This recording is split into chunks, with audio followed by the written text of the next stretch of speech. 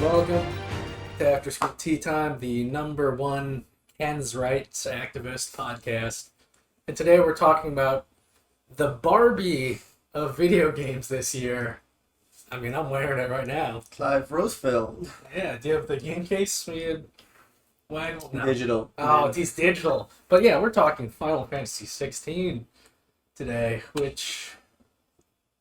I think that I like the fact that we took a minute to sit down with it, because I feel like the cast would have been super different if we would have done it the week after we beat the game. We had time to digest it, wrap up side quests, all that stuff. I also did another final I haven't done a second playthrough yet, but Me too. But I did do the I did replay the last sequence one more time. Okay. So it's still kind of fresh in my mind, because I had it, I played it, I sat with my feelings, and then I did it again. I'm just okay, some feelings are different, other feelings are just reinforced. Yeah, this has been a polarizing Final Fantasy with this people are generally positive on the characters. The combat's good for what it is, but some people are just diehard, not turn-based, not my thing. But they haven't been turn-based for years. In 20 years, pretty much. Yeah. Over 20 years. But let's start off with the big thing. Where are you ranking this amongst your FF Pantheon? So I'm gonna just go off of the ones I play. Yeah. So this takes out 8, 9, 11, 14. Yes, those are the only ones I haven't played. So 6, 12, 7, 4, 16. Okay. So it's top 5 for me. Top 5. For me, it's kind of mainline, because Oh, I know Tactics is going to be top. it's Tactics at 14. Yeah. And then, but not count 14's a weird outlier. Most people aren't playing. Well, Most not only that, FF fans aren't playing because it's an MMO, but... Well, not only that, it's also it's weird because it's an MMO, you can just keep adding things to it over and over, so that story's only gonna get better. Yeah, but it's... Oof. It's top... Not counting Tactics at 14, top 3. Top 3 for you? Top 3, depending on my mood. I think 5 just all around is my favorite. 5 is really good. I'm liking it a lot. If I wasn't so connected to the characters in the older Final Fantasies, I'd probably put it up there. Yeah. Because it does hit the Dragon Quest feel that I have whenever I play Dragon Quest, where it's a nice little warm blankie that just makes me feel good whenever I play. It's kind of fun. Yeah. Bartz is a simple adventurer who's kind of I just want to have fun with my chocobo and ride around the world, and then he gets into adventures. Dude, his chocobo fucks. Yeah. Yeah. Hell yeah. Dude, yeah. And the no, I'm currently going through 5. I dropped it for a little bit because 16 came out. So I was just on that, but I picked it back up, and I'm remembering I'll really like 5. I can see why people put it in as their top 1 a lot of the times. Yeah, because 5 has been again, not counting 14 and Tactics, 5 is consistently in my top 3, but then hearing you talk about it, and then with the 5 event finally coming to North America in the War of the Visions gacha game, just oh yeah, I love 5. 5 is I've burned through a ton of my my free currency in the game, getting Bart's in the gacha and leveling up. When Ferris drops in the middle of the event, I'm burning everything to max out Ferris. It's I love she might be my best character in the game. Mostly because I don't know how you approach turn-based RPGs, but I have it's all-arounder, bruiser, healer, spellcaster. Pretty much, yeah. Yeah, that's usually how I run. And you'll love 9, dude. Dude, I probably will. But Mayfair's my my bruiser, but she is not a She takes us. She takes decent damage, but like she's my close bruiser. Like, what's the glass cannon? Yeah. That's what I'm looking for. I pretty much had Ferris Lancer throughout. Mm-hmm. Just, you know. I that's what I have my Barts for. Bart's, I changed him up a bit, had him like samurai and See, I know ideally would have been like double ninja and then doing your spellcasters, but like I like having switched it up. I know for a fact I'm not the only one on this. Like I don't like my classes repeating because it feels like cheating even though it's not cheating. Yeah. So like right now, like I think what I'm gonna be ending because right now I'm kind of like grinding out different things. It's gonna be like Dragoon, Blue Mage, because I fucking love that combo. I love a good jump, and whenever I need to heal, just White Wind, and because I jumped, he didn't take any damage, so he's almost always a full Big HP. Guard and White Wind is just... Yeah. Oh, fuck getting Big Guard. I just had to do it, and then because it took me forever. So like the same monster has a 3% chance of stealing Runeblade, which I wanted. Yeah. And when I finally found it took me like almost an hour like grinding for it to be able to get them. And I was like, no, fuck this. What I'm gonna do is I'm also gonna try to get the steal. So whenever I didn't get the steal, I usually did the reset time mage thing and just started every single time until I got the Runeblade. Nice. But anyways, yeah, like blue, I've always liked blue magic. I loved it because my first Final Fantasy was 8. However, I didn't finish it. The one I actually sat through and beat the whole thing for was 4. So like that's why I really like Dragoons. But like I don't know, I always like the idea of like you get hit, I can learn what you did. Yeah. Like Clive, he's the ultimate blue mage. I still think it's a red mage, but I don't think it matters. No, it doesn't. He's just Dante. The only Sparta. The only one that kind of matters is Dion, which I Dion. But yeah, it can depending, like again, very mood based. 5 number 1, and then depending on how I'm feeling, it switches between 16 and 9. Just because, like 16 has such a, or no, 9 has such a fun, whimsical world and like a fun world map to explore, and I value that a lot. But the characters and the story of 16 and the combat, it's all such a nice, well-crafted package. It's less. I like it a lot. The thing that kind of does it for me, and I think that's 100% on me. It's the expectations I put on 16 because I was expecting Devil May Cry Final Fantasy. It makes me feel more like Kingdom Hearts Final Fantasy. Yeah. When it comes to like the combat, which it's 100% on me, but like just like you said, the characters are like most of the characters are like really well written. Like every single like emotional payoff, it actually pays off. Yeah. Side quests all have side quests are meaning. They're all meaningful. Side quests are amazing story wise. Pacing wise, oh god, they're fucking awesome. It has strong Final Fantasy 14 pacing, and that does not work in a single player experience. Like, I was hearing people like talk about like their like Final Fantasy 14 players talking about 16.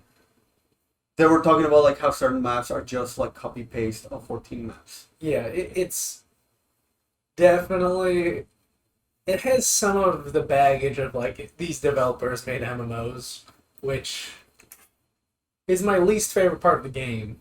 I'm just like, this space doesn't need to be that open. You're just making me commute to this hunt, which which is annoying. That being said, point B. I don't like commuting in video games, and 16 makes you do that. That being said, give it to MMO like designers and developers to make the best boss fights. Yeah. They were fucking satisfying. Like it did because of the way that the combat works. And also like fucking spoilers for 16 by the way. Of course. Just a heads up. Well, like the fact that whenever I want to use this term, and I don't know anything about the term, but I want to see your reaction to it. The fact that I was like fighting Pepsi Man, and then I was having to decide whether or not to take the AOE that way I can do the counter, or actually bait it to do something else. Yeah. I don't think I'll be able to ever have that in a Devil May Cry because it doesn't have those MMO sensibilities that 16 has. We're just going to light up the field of things of like, don't stand there during that point, but then you have to move to that point, but you don't want to stand there later. But if you do though, you better get your timing right. We're gonna give you a second to react to figure out what you want to do. Do you want to fight or fly? Yeah. And then also, you're going to have a couple counter abilities of like, do I want to defend through this? Let's see if you can. I still put Royal Guard above Clive's bullshit, but I really fucking love Clive's bullshit. I just don't like that it has to be in 3 different like abilities basically. Because you have your Shiva, you have Shiva, you have Titan, and you have your normal touch. Yeah.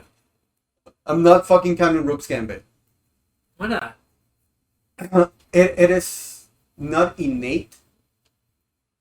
Like Titan, it has an innate block. Shiva has an innate Witch Time. Yeah. And then you have your innate dodge. So Rook's Gambit, you actually have to map to it, and then you have to give up one of your other abilities to be able to put Rook's Gambit. Yeah, because it's still a regular attack, but it's not good at all.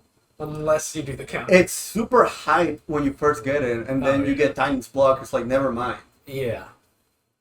But yeah, I like the flashiness of those abilities. Yeah. But the satisfaction of being able to like counter Virgil's like fucking weak bullshit over and over and over and doing a full release and do like 40% damage, nothing beats that. Yeah. Whereas a lot of this game, you do have a lot of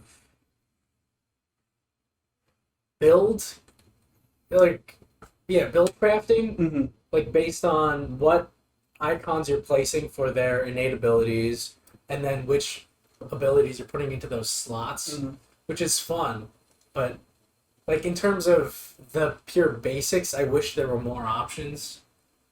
Because you only have, like, the one combo. There's no launcher, and there's no built-in aerial combat unless you're doing specifically Garuda's abilities. It is limited in that way, but it's still very satisfying for what it does. Yes. It is, like, if you like... DMs, like, Devil May Cry, it's, like, free jazz. You just kind of, like, have things together, and you buff up each other, like... there's a bit of muscle memory whenever you're fighting somebody, like you do in a fighting game in DMC, like right, like for example, if a blitz comes at you, you can like block at a specific time, and then you can do your combo. You don't get to do that in 16. However, being able to hit the rotations and hit them right correctly every single time, it is so satisfying. Because again, it is that blend of. MMO and action combat, because like you said, they are rotations. Yeah. You set your abilities in an order of like, this is optimal. I'm going to use these abilities for the stagger damage. When they're staggered, use these abilities. You're pretty much creating a rotation, which is I love it. Like my go-to for a really long time was I just had Titan on, because for some reason I didn't like Titan on 1. I liked them in 3 because that made sense in my head. I also made Titan 3. Yeah, I put him in 3, and then it's like, but the whole time whenever I was playing, I had Titan, so I was on my 3 slot. So I was like Titan until halfway, switch over to Garuda to get the pull gouge. Then once I complete the whale, then I was doing my rotation, and also Garuda I had to 2. For some reason, hitting triangle once didn't make sense to me. I had to get it twice. So here's the weird thing. I had Titan in my 3rd slot, but I always started encounters in my 2nd slot. Oh, I always started counters on my 3rd slot because when I first played Devil May Cry 3, I played with Royal Guard. which made the game fucking hard. Yeah. But it was super satisfying. It made me learn the enemies, Yeah. but it was fucking terrible to like go through the first time. So like it just made sense. Go to Titan, press twice, half damage, pull the enemy, gouge, and whenever they were done, to put lightning bolt, which is like Ramu. I've always called it Rama. It's apparently it's Ramu. Yeah. Put Ramu's like lightning bolt in there, and then switch over back to Titan because Titan had Mega Flare. Do Mega Flare to get all the damage, and then switch over to Bahamut because I have Bahamut on my one for the longest. Okay. And then just do like high level attacks because Lightning Bolt and Mega Flare gets your multiplier to number 5. See, Phoenix number 1 always for story reasons. Just like you like your canon stuff. Yeah, that's the first thing Clive gets. That's what connects him to his brother. So like, Clive's not giving that up, dude. But do you add Ifrit's abilities when you love them? No, I don't like Ifrit's ability. Really? In the game. I really liked Ifrit. The one where you just charge forwards and just like that's super fun for like after you for dagger them for mobs. for mobs. Oh, and also to like build up the thing after you target them too, because like a lot of the things I used to do when I got Bahamut, I kind of was like, like Bahamut actually makes me have to play differently. Like let me fuck with it. Bahamut is such a weird ability of you just kind of sit. You're passive. You're a spellcaster. No, you're a spellcaster. You have to sit there with your charge time, and then you have to dodge, and it builds it up quicker, and then just gives you this passive AoE while you're raining down Mega Flare and fucking guys up. One of the things It is neat. I don't like it, though. One of the things I really like to do is add a Will of Whites to Bahamut.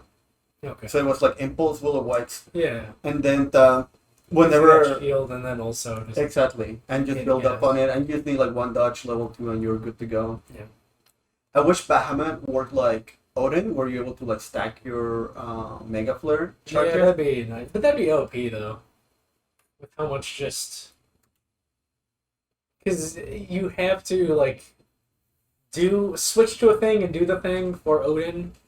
Whereas Bahamut's just always raining down while you're already laying down damage. Yeah, I guess it is more continuous damage. Yeah. So yeah, but even then, like once again, the Bahamut is like the only one I can say, and the threat is the only one I can say that makes you have to like play it differently, which I really appreciate. Yeah. And that's why like I had him. So like it was Bahamut, Garuda, and then Titan. But endgame ended up being Odin, Shiva, Titan. Because that witch time is so fun. Yeah, my endgame was Phoenix, Shiva, Titan. Also, story reasons, I gotta rep Jill, man. Gotta rep Jill. That's also like one of the best romances. Yeah. Jill might not be the great. My bad. Yeah, the light on over here was on. Okay. So my bad about that. I have problems with Jill. I think she's well written up to halfway through. She's well written up to halfway through the game, and then when she gets her resolve, she just kind of like she's no longer a character, I feel. Okay. However, the romance that they had was just like top notch. I talked to you about it. I think it's better than Yunus and Titus. Well, part of it is that because of the game's design, like it's like the side quests are meant to be, you can tackle them in any order, so it's not exactly sure who Clive will be partied with. So you can't have just like something with 15 that was great is you had this set party, they're with you throughout the entire game, so you could have that crew having dialogue and commenting on things as you're going through it, whereas because of the freedom you have to tackle objectives, like, well, if you're doing this part of the game, Jill might not be there, or like Joshua might not be there, or Sid might not be there, so we can't have like, I mean, they can if they wanted to like spend a way bigger budget recording all that dialogue nobody might hear. But like, because of the flexibility, you don't get that extra interactions with the characters, which is a shame. But Well, let's finish talking about combat though. Mhm. The boss fights are. They're like I said, give it to fucking MMO. Like those motherfuckers make a new boss fight like every other month, if I'm correct. So like, yeah, they're gonna have like amazing boss fights, and I.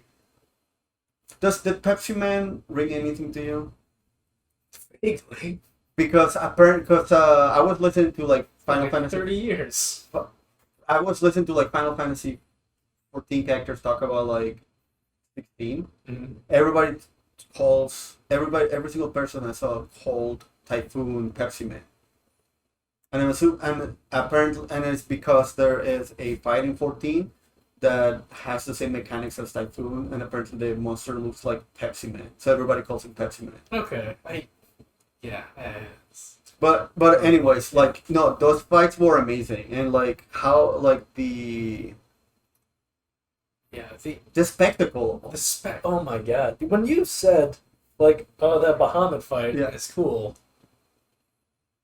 he undersold it, and the Bahamut fight is a Service Wrath level Mhm. of insane, and it's just kind of unfortunately for the rest of the game, that is like the high point, because the other encounters don't. Well, the next one is match up the next one is not an encounter. You just get Shiva after you fuck, That's true. and the biggest encounter. Yeah, the biggest encounter. I like- it fucking makes you stronger if you Baki. I would have loved to see his dad just standing like beside him at the beach, Yeah, just seeing him. it's like Also, I've seen a bunch of memes. I'll see if I can find one, but of Torgal just being there when they were fucking. yeah. And it's like, as a pet owner, like I get it, it's weird, but like, whatever.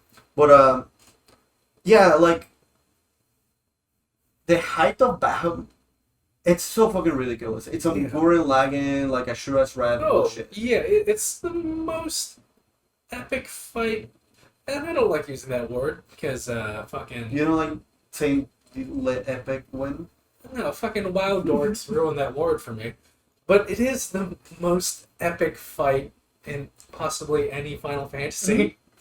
Because it starts off with like this crystal turns into a flower, which is fucking beautiful for story reasons for Dion, Lesage, Bahamut's story. Dion. We'll get Also, to that. Dion, he's like I think he's my favorite character. Yeah, but yeah, let's just get combat out of the way so we can only talk about story. But like, yeah, a giant crystal, as you know, if you know anything about these games, the giant crystals are huge. Mm-hmm. Turns into a giant flower. Then you turn into Ifrit and fight Bahamut on top of this flower. And then, you know, we mentioned Joshua. Yeah, spoilers from the demo. Joshua's still alive. You get to control Phoenix versus Bahamut, and then you control Ifrit versus Bahamut. Then they combine, and you go into space and fight Golden Bahamut. It's insane. I talked to you guys about the Discord. This game borrows so much. I don't know if it borrows, but like there's so much Drakengard in this fucking game. Yeah. It's ridiculous. Oh, yeah. And the crystal turned into a flower, and then I have to fight in it. It just made me think of the fucking the mother of Beast, and it is a great fight. Yeah. But yeah, like I had to undersell Bahamut because after it comes off of the heels of like Titan, and This Titan was insane. You literally fight a mountain. Titan just felt like a Metal Gear fucking Revengeance. Yeah. Even down to the music. Just felt like you were just playing at Revengeance level. There's a giant metal thing. Well, it's not metal in Titan's case. It's a giant thing coming at you, and you just grab it and throw it back at the guy. You do like 20 million damage or Yeah. some bullshit like that. And then after you destroy his shell, you are fighting him in a never-ending tunnel or Yeah. like hall, and just beating the shit out of each other. They gave me scary, and a lot of people say like, oh, you know, I wish Odin's was as cool as that. I think Titan and Bahamut, more so Bahamut, is like the best one spectacle wise, even Yeah. than the last boss fight. My favorite fight is Odin's. Oh, because Odin does have... It has a smaller scale, but it is more intimate of just two swordsmen It's going of at each its other. it is in a smaller scale to its benefit. Like I don't think you could have done something like that with Bahamut. No. With Odin just being so direct, it has to be like a one-on-one to like Duel. to a duel. Yeah. A credit to the game also, because a lot like previous games, you'd have something like an icon fight where you're cutting to a boss fight that has completely different mechanics from the rest of the game, like the Metal Gear Rex fight in Metal Gear Solid 4 where you're controlling Rex. Yeah. Or like even the final boss fight where it's completely different mechanics, or I mean, final boss fight. Well, yeah. or like I'm not getting into it. or Lost Planet where all of a sudden you're a third-person shooter the entire game, and then the final battle, the entire final mission, it comes down to the Enders with a completely different control scheme.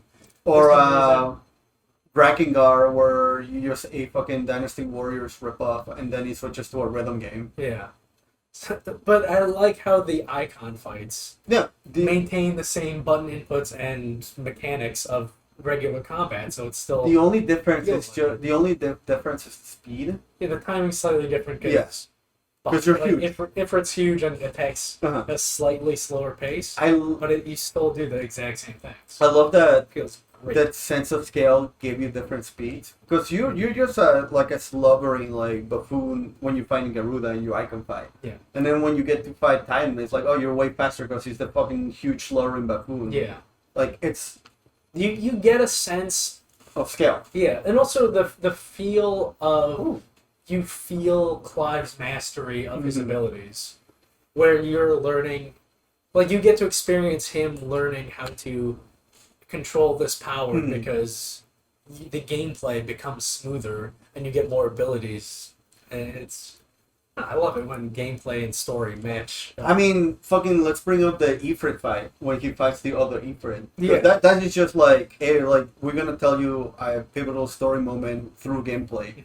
You were able to master, and you're able to reconcile like what you actually did by fighting yourself. Yeah. Fighting somebody with the same abilities. I mean, and Sinus, who says being able to break your limits and get that fucking devil trigger. Yeah, dude, if I could enter Mind Palace and fight myself, I would do it in a heartbeat. I mean, when I was a young man, I was just punching concrete and I have a messed up wrist. If I could just punch myself inside myself. Just once, or maybe twice. I wouldn't have carpal tunnel right now. I think my Mind Palace one will either be like a giant axe, or it would just be like fisticuffs. Yeah. But whichever, like the gameplay is great. I liked how I love like the story elements were intertwined with gameplay elements. Yeah. Um, The final boss fight is super cool. Where you're it's just so pretty. I would love to do that. I would love to do that fight while not sober. Like I think like if I took an edible or fucking do acid or something while playing it, I think that'd be great. Because it's just a light show, like more so than Bahama. And it is the it's the most anime moment in Final Fantasy, like even more than Bahamut. Fucking Like the way you're just punching each other and then you tap into all of the icon abilities. love that so much. It's given Undertale. Like when you have to, you play Undertale, right? No, I'm not gonna play that hipster trash. Okay. I will never play Mother / the Earthbound series. I'll never play Undertale. You're missing out on them. They're solid at RPGs. You just fucking white people got a hold of them. That's the equivalent of white people laughing too hard at a Wes Anderson movie. Yeah. And I love Wes Anderson. I don't want to play a game. I don't want to play a game made by those people who laugh too loud. It's like it's like no, that was cute and it was clever. It's not laugh out loud, you weirdo. Anyways, Sorry. go for it. Like I feel very much the same way. Undertale has this moment whenever you actually go through like a pacifist route where you're fighting like basically like the one that gave up and wants to destroy the world, and he captured the souls of the hearts of like all your friends. You have to go in to rescue your friends, and they help you like get stronger and actually fight the fight, just like in Final Fantasy 16. I felt exactly the same way I felt when I beat Ashura's Wrath, the Citrian thing. Because the fact that you end punching God in the face and you see 99 damage, like, I geeked out. I thought that was the fucking coolest thing ever. Like, I hate it when media is self-referential just to get, like nerf points. But I fell for it on that one. Like, I fell for it. It just feels good and it's great. One thing I did find out though, there is a Phoenix. Ultima gets Phoenix powers, and I found out like that's a thing you can miss if you fucking go ham. You kill him too fast. If you kill him too fast, you can miss that because I missed that. I didn't find out about that until I redid it. Okay. Because I was going with my endgame combo ended up being like whenever I got him down to stagger, it was laying down lightning bolt, mega flare, heat wave, the Shiva ability that creates a tower of ice, not diamond, Ice Age, yeah, and then going with level 5 Sansetsuke.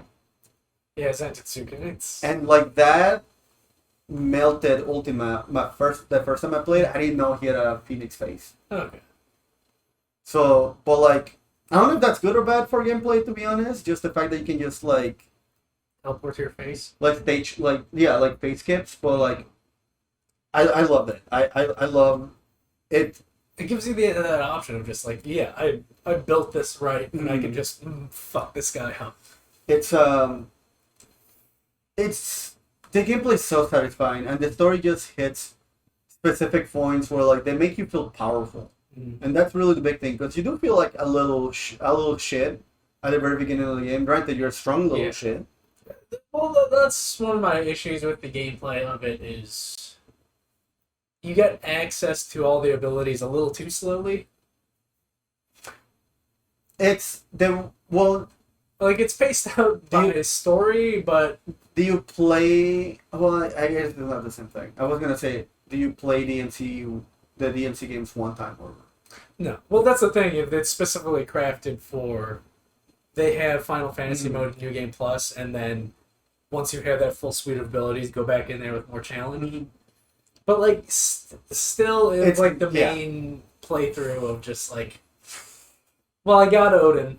I got like the most powerful, like straight up damage thing, but there's nothing to really use it on except for the last boss. But there's a couple hunts and that's really it. But I think even if you even bother to do the hunts, which you should, to be honest, they're great fights. They're the one of the best things in the game. Yeah. I also really like there's like 2 Final Fantasy 12 references. The hunt icon is a little tomato. That's the very first hunt in Final Fantasy 12. And also you get the Tournesol whenever you go to Torgal's little shack. Whenever it's like, hey, I kept your toy sword. Yeah. One of the toy swords that you see there is a Tournesol, and that's the best great sword in Final Fantasy 12. But yeah, like once again, like I hate it when media does like, hey, remember this thing, but like I fell for it for Final Fantasy. I can't help it. The mechanically, this will be my one complaint. Then we could dive into more. Mechanically, you do have a great variety with build crafting and the abilities you get and mixing and matching them. But gear is such an afterthought, I feel. Especially like the sword and defensive items. That's how I felt. Because it's pretty much, you're not making any choices. It's just like, let me get the new thing because it's more powerful. Let me get the new thing because it's more powerful. If you're doing like all the side quests and hunts as you're going along, there's not like, you're already going to have the ability, like the crafting material to just like move on to the next more powerful thing. So I wish there was more to that of just like, I don't know. It's more of like a strategic element of like, oh, this sword does more stagger damage or whatever, and then I would have something. Anything. I would have. So I played So that's how I felt at the beginning. And then I went back to play Final Fantasy V. Mm. It is just normal JRPG like power like equipment level. Yeah. It's like then next time you go, you're gonna get better thing. Next time you go, you're gonna feel another thing. Mhm. So it didn't bother me as much. I wish those complaints that you had were applied to combat. I was so hoping for a pause combo when you go tap tap tap tap, Yeah. and that one would have give you more. You sacrifice damage and you get more real damage out of it. See, that would be great too if you had, again, like more the basics. If they're more Yeah, basic combat. Give us a standard combo. Give us a weight combo that does something different, and Mhm. then give us a different weight combo. Like for example, like let's do like Like yeah, Nero, you have tap, give us combo Tap, A, tap. B, and C. tap, tap. Yeah. Give us combos A, B, and C. A is normal. B does more will damage, less damage. C does more damage, less will damage. Yeah. Or like one, well, like specifically with Nero, like you have your tap, tap, tap, tap, basic, but then you have tap, tap, tap, tap, tap. That one he swings wider, and Mhm. you have more just basic mob control, and then for single target, tap, tap, tap, tap, tap, tap.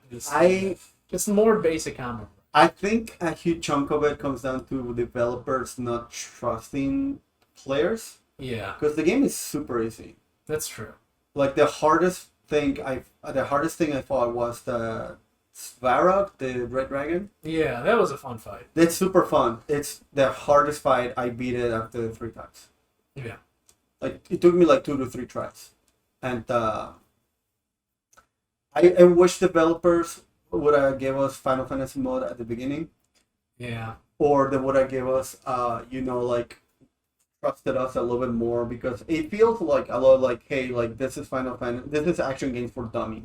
Yeah, well, like with all the interviews and the dickhead questions, But there's- of the developer just like, but what if I play the action's hard? Like, no. But like there's still should be there's something hard to go off of. Like there Yeah. should be something like where you feel satisfied after you beat it, not angry about it. Because even turn-based Final Fantasy, they have hard fights. Yeah. But like none of these are particularly hard. Mm-mm. Yeah, I wish combat was a little more expanded on whether it be like a timing combo. I think that would have been great, or even just give us 2 different combos and make Magic Burst do something else. Yeah. Because Magic Burst was just damage. Yeah. Right. I was hoping like, oh, maybe this does a little bit more staggered, and then Mhm. it's just like, No. no, you have your basic combo of just like I gotta get something out fast, or like I have the opportunity to just do the magic burst, and that's it, which Yeah. is a bummer. Yeah, I wish it's like hey like if yeah, there's no reward for the combat, Yeah. right? Like Not it really. no, it's I mean, it's cool to look at, but there's no like intrinsically any rewards for the players to pull crazy combos. that being said, though, there are those crazy combo videos out there of people like canceling stuff into other stuff, and then But he doesn't hit the same as Devil May Cry because, like, with Devil May Cry, at least they have a purpose of, like, deleting enemies or at least, like, oh, this is actually how you can approach the fights differently. This is just, like, look at the number go up. yeah, and also like part of us from coming from fighting games, Mm-hmm. the execution is part of the fun. Like, oh, I got that Yeah. timing right, and just doing it. Whereas this one is like for some of those crazy combos, you have to like jump cancel properly and like Mm-hmm. do a Garuda snatch or like at the right timing. But a lot of it is just again with rotation of just like Yeah. hitting the ability button at the right time in the right sequence and having those timers line up right I in order to do that. I actually really like the It is timers. nice. I actually Yeah. really like the timing on it, especially because it gave us the visuals that we could actually see like when they're gonna be up or Yeah, cool the down. UI is fantastic. Yeah, and also like the sounds on it too that made it like feel right. Like once I heard like a beep, and because I had the rotation down, I knew that the first beep meant that my impulse was good. Yeah. I knew my second beep was my heat wave was good to go, so on and so forth because they're off a cooldown. Like I know what each single beep meant. Like my main complaint with the core combat is just it's just not Devil May Cry. Like I know it's not, And I love it for what it is, but I'll always be like, oh, it's so close to that. It's so close to that other thing that I it give love us- a little bit more. and I'm okay. I'm okay with that because it's like it should be something. Yeah. But like, give us a little bit more. Yeah. Give us at least a second combo, or at least give us a launcher. Like that's the thing I really miss. I miss having a launcher. I didn't like the fact that if I wanted to have a launcher, I needed to use Garuda's like up attack. Yeah. And then Well, there is the charge strike. It launches them back, but the only way it's but then you an have aerial combo is if you Phoenix towards it Exactly. or jump and then Garuda. and that's another thing, right? Like But it's dependent on you having the right abilities equipped. a very not only dependent right ability, something that feels like should be like a core ability of Clyde's. It's locked behind an icon. Yeah.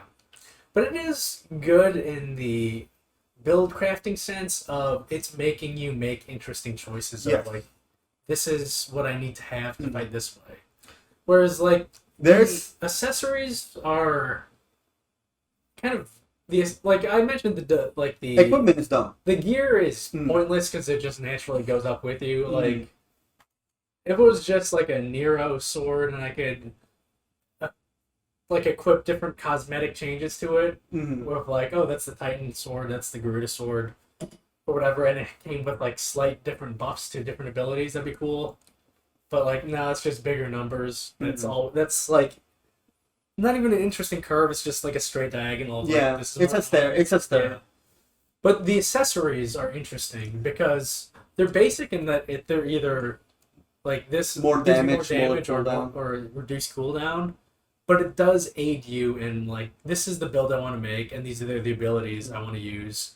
Let me use those abilities more or do more damage, and then like kind of that slight tweaking. But the tweaking is so minimal. They just end up having that DPS build at the very end. Like I feel like at the very end you just end up with Genji gloves, Berserker's ring. Well, Yeah. of course you have Berserker. Yeah. Of course you have Genji Glove. Yeah. Berserker's ring and the one that does more combo damage. See, that's the thing. I'm just like, Berserker rings is so fun though. Like I wish we had more accessories like that. Like it just instead of no, sorry. I wish Berserker Ring was just an ability you unlocked in the skill tree, oh okay. and then because you can Like you master your dodge and you just get Berserker stuff. yeah, and then you could since you could turn on and off abilities by like just refunding the points. Like if you want to have that basic dodge and counter, you can just because you have more freedom to just do other abilities in that. But if you want the Berserker thing where it kind of locks you into that flaming sword buff, like yeah, just activate it. But you have to use up an accessory slot. You only get 3 of them, but like there's think of it like rings from just think of it like rings in every other RPG. Just there's like tweakage that makes combat slightly not enjoyable but just different enough. I would have liked I guess there's an accessory that does that, the one that just recharges your magic for you. I never used that, but I was gonna say like I would have liked to have like a magic that makes you just like your gun do more damage or just have a bigger AoE, but there is one. And just Ooh. My third, because of course you have Genji Glove, which is straight. Everything you do does more damage. Berserker Ring, which gives you better dodge. counter. Yeah, it gives you a better dodge. And third one was since I had Diamond Dust and also Clive's love for Jill. Oh, you I had had that the flag. Shiva Ring, Yeah. which reduces the Diamond Dust cooldown time. Because yeah, it's. I had the accessory for the longest time. I had the Titan's aura ring. Yeah. The one that just does more damage because I just feel satisfying to hit. Yeah. Dude. Like that, the fact that your attack can also be a counter just feels great. Yeah, it's the best It's all-around ability in the game. Yeah. I think. I had it once I unlocked it. I had it on for the rest of the game. Because like you said, it's just a good regular attack where you can punch people and it does more damage and stagger than Rook's Gambit. But then when you land the counter part of it, fucking JoJo, man, just time freezes and there's a You just auras. bunch of fists coming out. I had it for the longest until I got Shiva, and once I got Shiva, I got rid of it because I realized how much I was using the diamond block, and I was only using the auras to build up stagger damage. No, not to build up a damage multiplier. So it's like I'm not really using it for its other purpose. Yeah. Okay, this might be a me thing. Do you ever use any of the icon abilities outside of them being staggered? Was most of your combat just basic combo until you were able to stagger them? Pretty much. Yeah, that gouge is straight up like when you don't have to dodge out of it. It's straight up the best stagger melter, and just melting that stagger bar. My rotation at the end was diamond. Start off with diamond dust to get that big chunk of stagger damage, and then gouge, and then switch to fucking raging fist, and then the So, because the flaming uppercut, and then once they're staggered, Zantetsuken, and then do the Odin abilities to build up the Zantetsuken gauge again. So one of the things I noticed, and it was like way into the game, that because the fact that there was a rotation and everything had a cooldown, in my head I was like, I can't waste these because if I waste them, they're not gonna be up by the time I need them. Yeah. So I just was using counters. I just let me to a very like counter heavy playstyle, and then I realized, well, I'm not using any of the icon abilities. And literally the only ability I used outside of staggers was Impulse from Bahamut. Yeah, Impulse is great. I had Impulse on my Titan. That way I actually use it because otherwise I was not using it. Yeah, it's free damage. Exactly. So I just it's free stagger too. Yeah. So like I would just have Impulse and then put the balls flying and hitting everybody. I had Impulse on Titan and then my rotation was like I started with Titan, so it was like Impulse all the way down, Lightning Bolt. I either had Flashing Steel to build up Zantetsuken if I already had it, because if you have Lightning Bolt and Zantetsuken, it gives you Zantetsuken at level 5 immediately. And then Mega Flare. The Mega Flare or Giga Flare?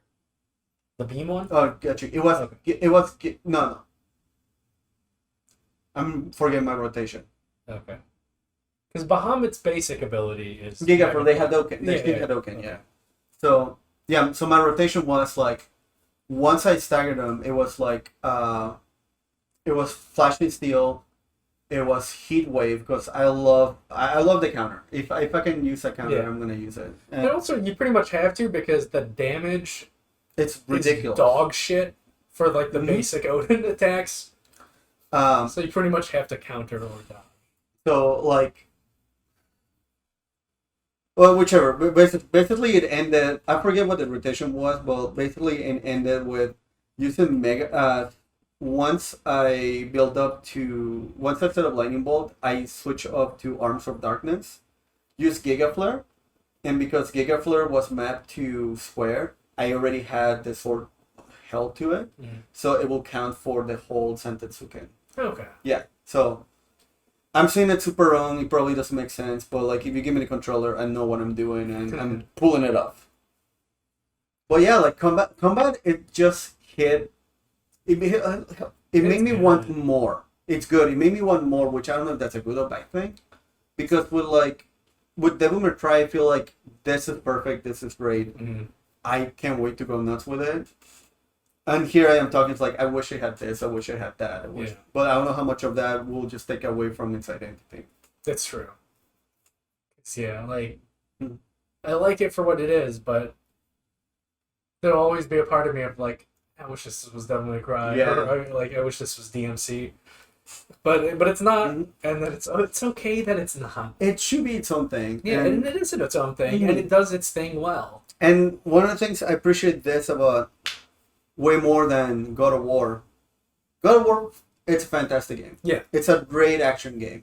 I think it does questing very well. I feel like it does like progression very well. Build crafting. But because everything is so good, it makes me feel very about the game, because I don't have any valleys, I don't have any like stinkers or anything that makes me appreciate all the highlights of everything. Since everything's a highlight, it just just feels like but with Final Fantasy 15, I think, is one of the strongest 8 out of 10s I've played in a long time. Mm-hmm. And it makes me like appreciate like all the right things that they do, and a huge chunk of it is just the story and the characters. Because there is like a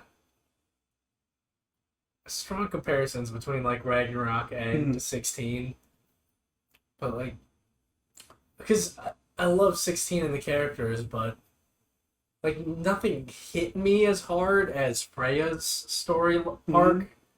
Like Freya's character arc in Ragnarok was just so good. By the numbers, God of War is a better game. Yeah. But Final Fantasy 16 hit me much harder than There's like God of War. again, like that certain magic. Yeah. But like in terms of the broader story and themes, Final Fantasy 16 is more impactful. Mm-hmm. Final Fantasy 16 is the most SJW AAA game out there. Think about it. I am. I don't know, man. They gave Lily a really strong command grab. That's kind of woke shit to me. You've seen that, right? Yeah. Somebody left a comment on a Street Fighter like video, and it's like, man, I'm tired of this woke bullshit. Like, why does Lily have such a strong command grab? Whatever. But I think about it. What's more social justice well, I mean, than Final Fantasy 16?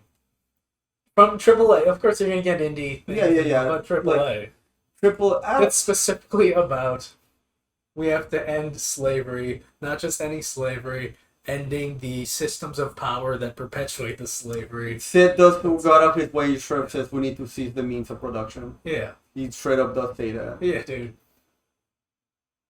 But it's just There may not be a full of white lot of people. people of color in this game, but it's for people of color.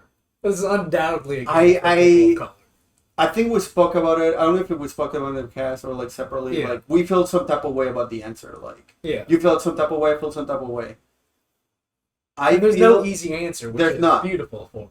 I feel You like have to find your own answer. I feel like the answer that Yoshi P gave out is the right one. Mm-hmm.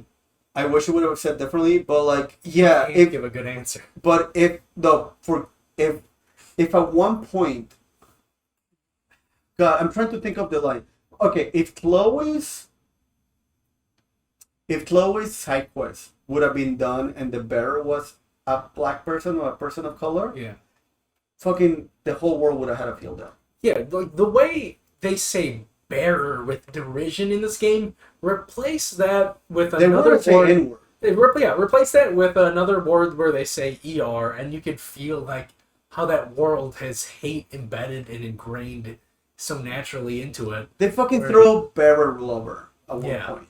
Like that made me uncomfortable. Yeah. And I don't uncomfortable laugh very often. Yeah, because this is very much a game about discrimination and It's slavery. I've overcoming that. I've heard some people say like, "Oh, I wish they wouldn't like spend so much time on the slavery plot line." But like that's the whole plot line. Even like, all right, the weakest part of the narrative is the final boss, like the main antagonist Ultima, but the whole theme of the game is about toppling like systems of power, and what's more powerful than a god who just inherently thinks everybody else is beneath him and that he's superior. That's it, man. It's like he's, as a character, Ultima is weak, but thematically, it is the game. Look, there's not a lot of games where like there's not a lot of like games or like media that I can think of on top of my head. Yeah. Where the god is indifferent, and because there's always the idea of like the evil god or like the god that listens and gets like an ulterior motive because that's actually what he meant to do. But there's never been like I can't think on top of my head a media that I've consumed where the god is just selfish and scared. Yeah. Because Ultima's whole plea is like I don't want to die. Yeah. I just want to remake this world so I keep having power. Exactly. And I could keep going on.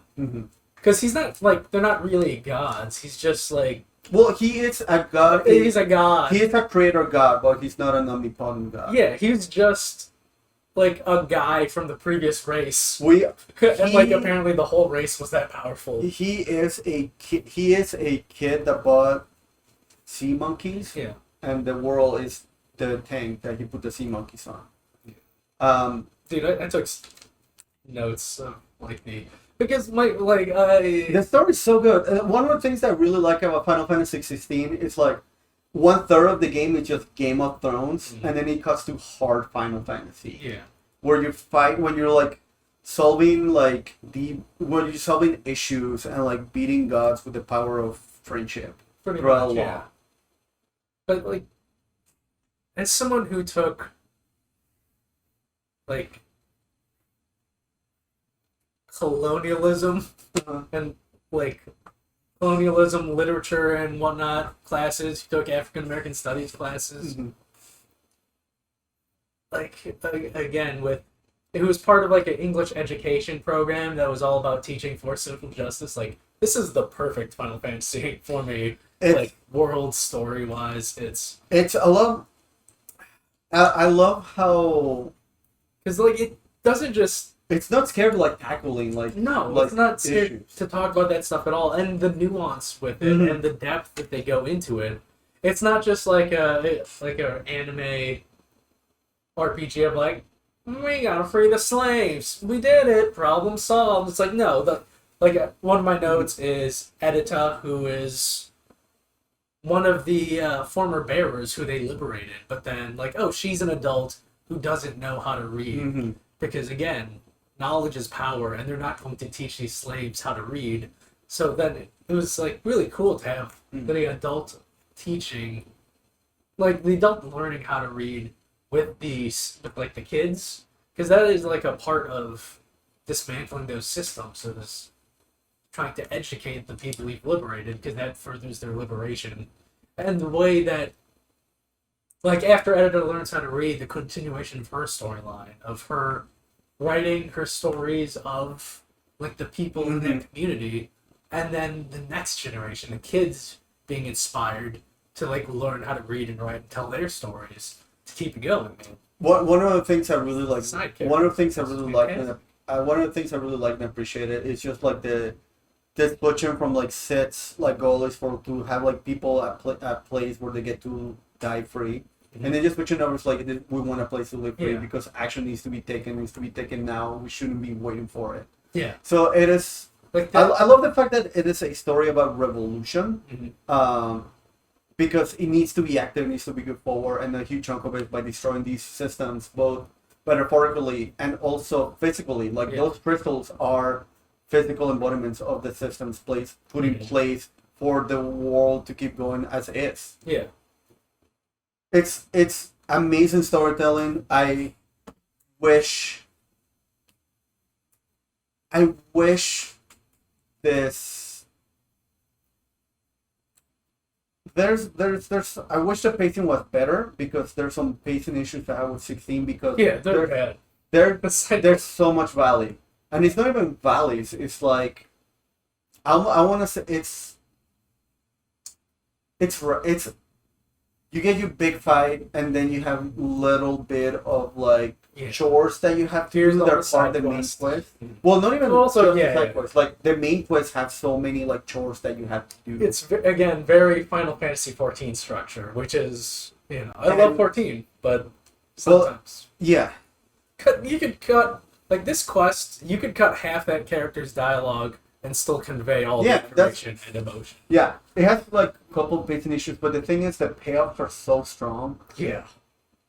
And I don't know if a huge chunk of it is because I finally get to do the thing, or because just that's how strong of a story that was. Like when you first get to outside Oriflamme, oh my god, the fucking like it really makes you hate the Empire, because. Naturally, my first inclination is to explore an area. Yeah, you have to. Of just like, well, that looks like a place of interest. Of course, I'm checking out a windmill.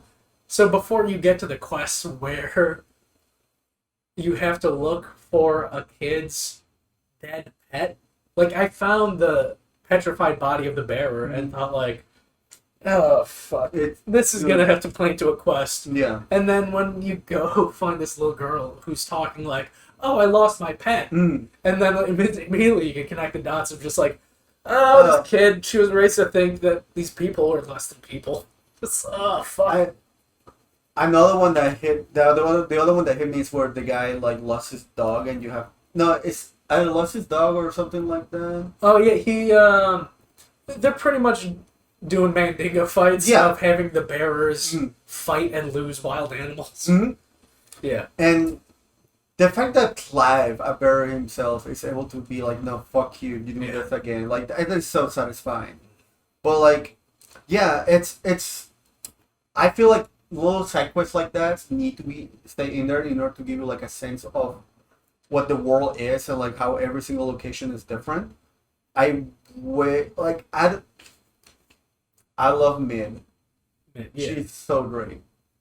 I love her. She's so cute. I love her voice. I love her accent. She's I the love, most Final Fantasy character. she's the most funky cat. She is Yeah. Yuffie if Yuffie fucking went to engineering school. Mhm.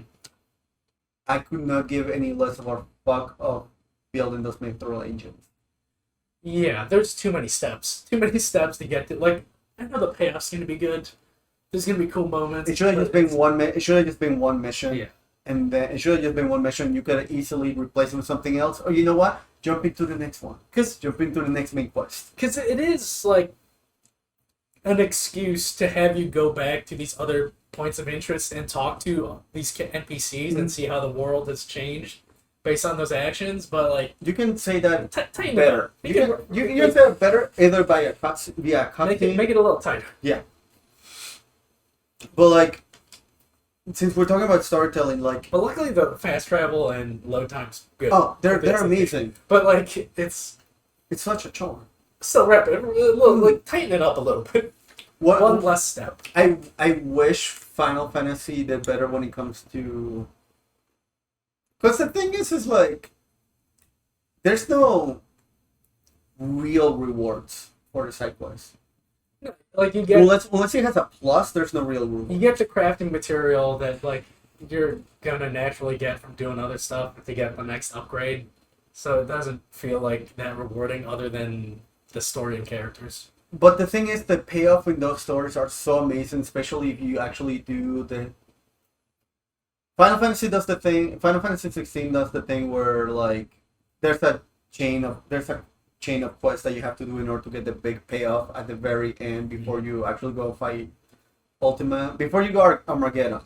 Yeah. Because that's exactly how it felt like when Joshua, Dion, and Clive were just walking out. It just felt like Aerosmith was going to be playing in the background at any point. Yeah.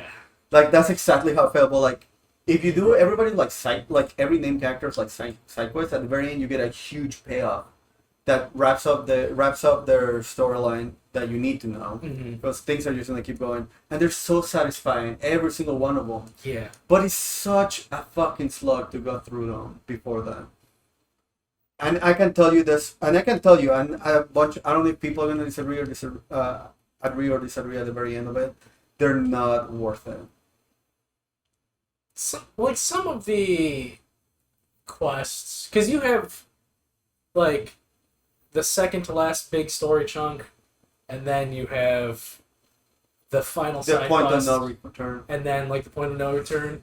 Like some of those storylines, if they just spread it out, because before the final battle, like there's like a huge shotgun blast. It's literally like Green side City. quests to wrap up the storylines, and it's satisfying to do. But like again, the pacing. If they spaced it out a little bit better and just like moved half of those storylines conclusions before the last big story beat of just like it feels like you're taking such a long time to get to the final battle, but the payoff is just so good. Having that moment with Jill, having the moment with Joshua, like Tarja, like all those characters. You're saying that, and you're not mentioning Gav, because Gav had the best one. Like I will more than you.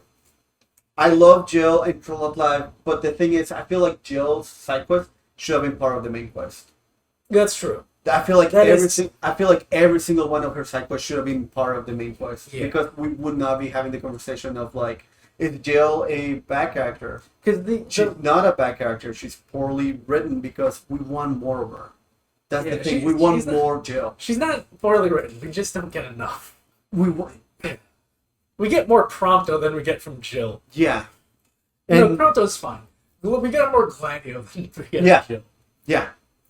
But again, Prompto is Prompto is great. I think he's yeah. the best character of the Choco But Bros. again, the DLC does a lot of heavy lifting. You Yeah. can't play that. Well, like- and honestly, I think that's how it should be for DLC. Granted, I feel like that DLC should have just been incorporated That's in a- the main game. yes, especially when like you're getting like a ton of like Ignis's DLC feels like holy shit, this is huge. Mhm. Fucking Promptos.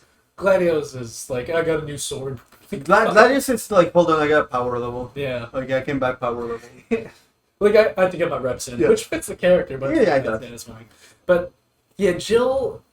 Yeah. Because the last shot you see before the final battle is it's Jill watching you fly off to the final battle. It's like Yeah. if people just skipped the side quests and based on fucking discords I'm a part of, like they fucking did, like you're missing out on Yeah. some beautiful moments. Yeah. I feel like a way to like fix it would have been have Jill's side quest be part of the main quest. Yes, for sure. And just take out some of the side quests Yeah, that we have like- to do anyways. Fuck off with building the mythical engines. Use that time to have the Jill quest. Yeah. Because that I screenshotted them in that Oh yeah. field of flowers, man. FFA got nothing on that one scene, dude. Nope. But like even like the like all those final quests before the final battle are very satisfying. Like one of the things with again Doris, who's just kind of one of the curse bearers, who's the army. Is she the warrior red hair? Yeah, the short Okay, hair. yeah. She With, fucking she rules. I like yeah, her. with like her whole quest line has to deal with her former master, and again, like the nuance of fucking slavery Mhm. is like the master does have genuine affection for Doris and like Doris's other slave that she grew up Mhm. with, but like even though there is that affection there, it is warped by that power structure of slavery. And Doris knows, like, Oh, I can This- just utilize this. yeah, Doris knows, like, this is a bad person, but because we have that relationship, Mhm. I also have that, like, see her as a maternal figure, even though she also thought of me as property. That covers that nuance of a complicated relationship that has no easy Mhm. answer, which is, like, how they. Oh, man. What's Eastpool? Like after there's a bunch of you liberate the slaves and give them their own town. But it's like So we've only known how to live in this slavery system, so we need to relearn how to exist outside of it, outside of people. So like we need to learn how to like fucking provide for ourselves, we defend need to learn how to ourselves. farm. We need to learn how to farm, how to defend ourselves. And That fight, but it's also like the psychological damage they Mm. have. They like even though like your buddies are still trying to help, Mm. they still have that like fear and anxiety of like Well, now you're just trying to exploit us. you're That's the trying to only- explode. It's gonna be using us Yeah. like, hey, this big fight's gonna be happening in our new home. You actually just want us to Yeah. use us You're that way using you us. don't lose your guys. because that's the only existence we've known is us being used, and so it's like making those efforts to break I these just, cycles. it's perfect how you like talk about it because like that's exactly how it is. Mhm. But the gameplay just fails at conveying that because it's like, hey, fight these 3 waves. Yeah. Because you get like some of the dialogue, incidental dialogue of some I love when you're going through like the last wave of like the soldier guy being like, "All right, I'll take the lead Mhm. and hold him off," and then you hit him with magic. Of just like, yeah, that is how you would organize that party, Mhm. and then they're actually talking about it in the dialogue. It's like, yes, Yeah. that's cool. Mhm. I wish that was done through gameplay, but you're only controlling Clive, and Yeah. like you're only seeing it very slightly. And There's a couple missteps for all the bullshit that Final Fantasy 15 gets. Final Fantasy 16 could have used a lot of its character like build character interaction, character relationship building in 16. Because that's not to say 16 doesn't have it, because it really does. But like even to have like as the smaller scale, similar to like what you talked about, Yeah. or just like the little like back and forward you could have with Jill, or like the back. So like me and my younger brother, like I fucking love my younger brother. I wish there was a couple more interactions with him and Josh. Joshua just talking shit back and forward. I mean, one of the two. There are like a lot of points where I'm like, Yeah. close to crying, not quite there. The 2 points that made me cry. I cried at Final Fantasy 16. Yeah, And the 2 points where I was just like, one of them was at the end when you see the flashbacks of Clive yeah. when he's remembering Josh's life. Oh, I was crying. I Yeah. was crying at that. I fucking baby Josh. Yeah. I cried. This is totally a me thing, and I've gone on record saying that I love paladin type characters and just like righteous, like this is the right thing to do. Yeah. Dion's and what's his books? Tomes. Dion's and Tom's wrap up side quests. It hit me really hard. Dion, he's not like a one-to-one like analog to him, but Jaime Lannister is my favorite character from Game of Thrones, He's up there. and like Dion is like the Jaime Lannister. He's like not a main guy you're following. You're not gonna see him like at the end of the series, but like his He's the drama and his side quest is like not is the one I'm most invested in. His redemption arc, I'm invested in his personal relationships, of his romance. That's not gonna happen. Like I felt so bad for them, but I love the fact that they're so married to their duty that they just know, like they knew that ultimately that's what's gonna be happening, whether it be there or 50 years. Yeah. Well, like they just didn't want to accept it. They knew about it, but didn't want to accept it. Because well, like when you first see them, oh, this is also the gayest Final Fantasy. Another point for the most SJW AAA game. 13. Well, that's not. 13. It's not. It's the most. It's the gayest. Yeah. But it's not like gay. 13. But when you first see, you know that they know that romance is doomed. Mm-hmm. Because when you first see them interact with each other, he's already like you see his petrification going on. But then And like, he already tells me, like, hey, like you're working too hard. Yeah. It's like I must work hard. and throughout the latter half of the game, you see this medicine girl who's just casually in and out. Yeah, who's just traveling town, like trying to peddle her wares. Potions, medicines, curative. Yeah. Potions, medicines. I love it. Yeah. Like, you see her and you think, like, oh god, I hope nothing bad happens to her. Because this game's, well, it's okay. It's dark as is. Yeah. But then when you get the payoff of Medicine Girl with Dion, it's just like, yes. You get that payoff. So good. And then, like, hey, like, there's a little girl, like, watch out for her. Yeah. Just, I get the Dion with the Lannister bit of, like, Lannister always pays back his debts. So he's going to send his boyfriend to take care of this girl. And give him a sack of money. Just like, yeah. I think like Barrett from Final Fantasy VII Remake and Clive's uncle are like the funniest Final Fantasy 50 and the Final Fantasy characters. Oh, Funkle Byron, dude. Fucking, I love him.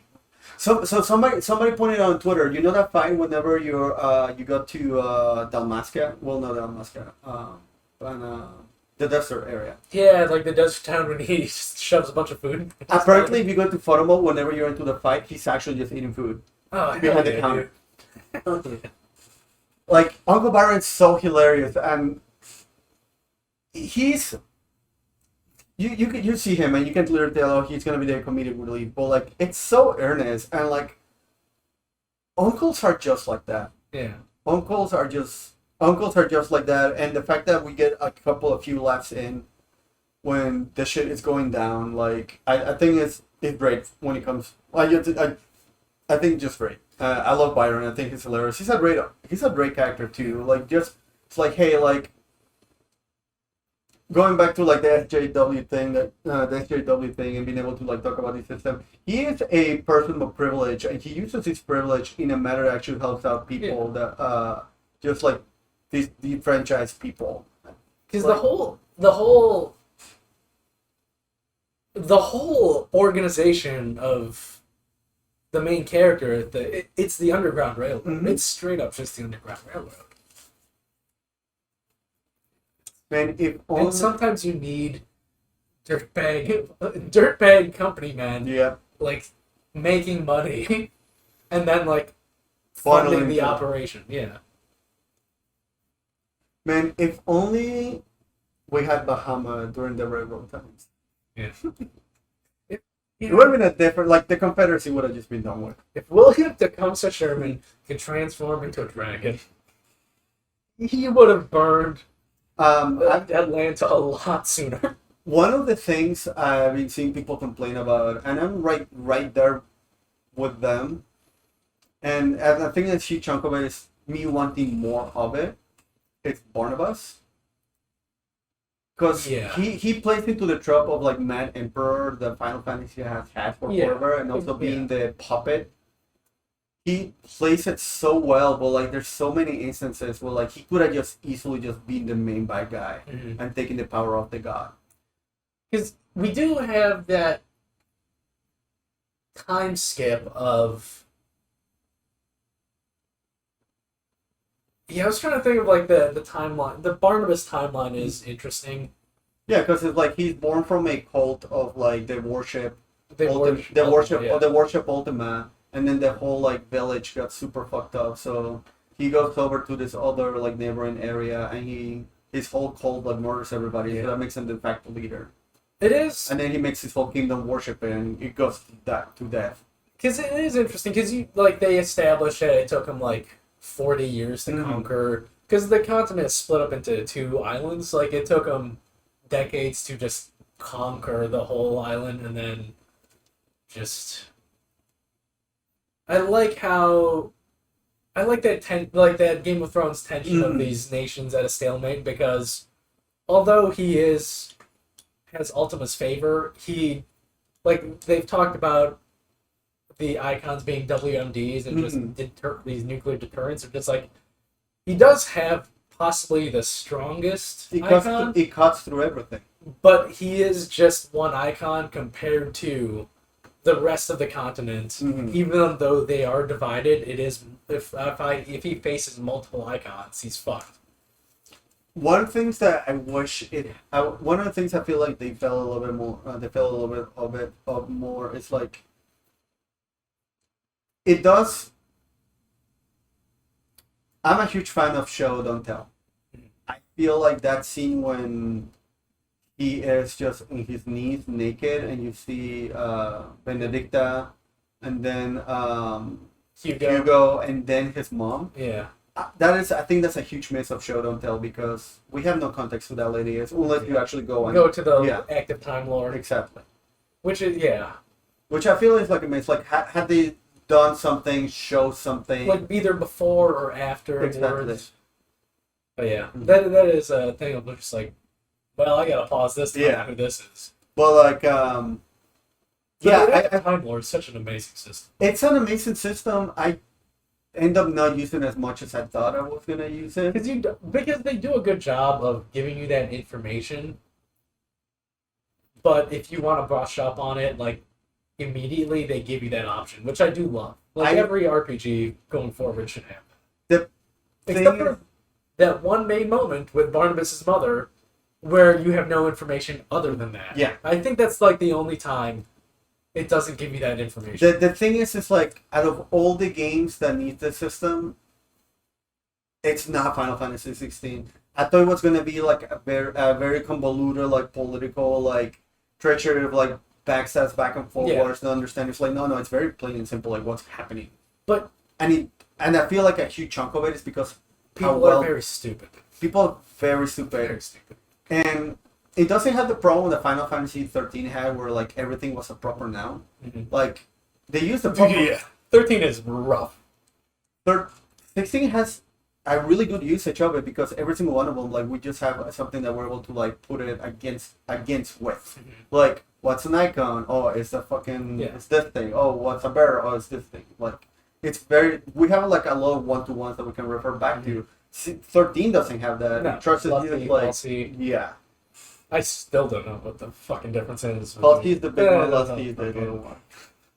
Anyway. Cocoon and it's all of that. But like, yeah, I feel Barnabas. I love Barnabas. I feel like he's a missed opportunity when it comes to writing because it has the Golbus issue of like, here's the big bad.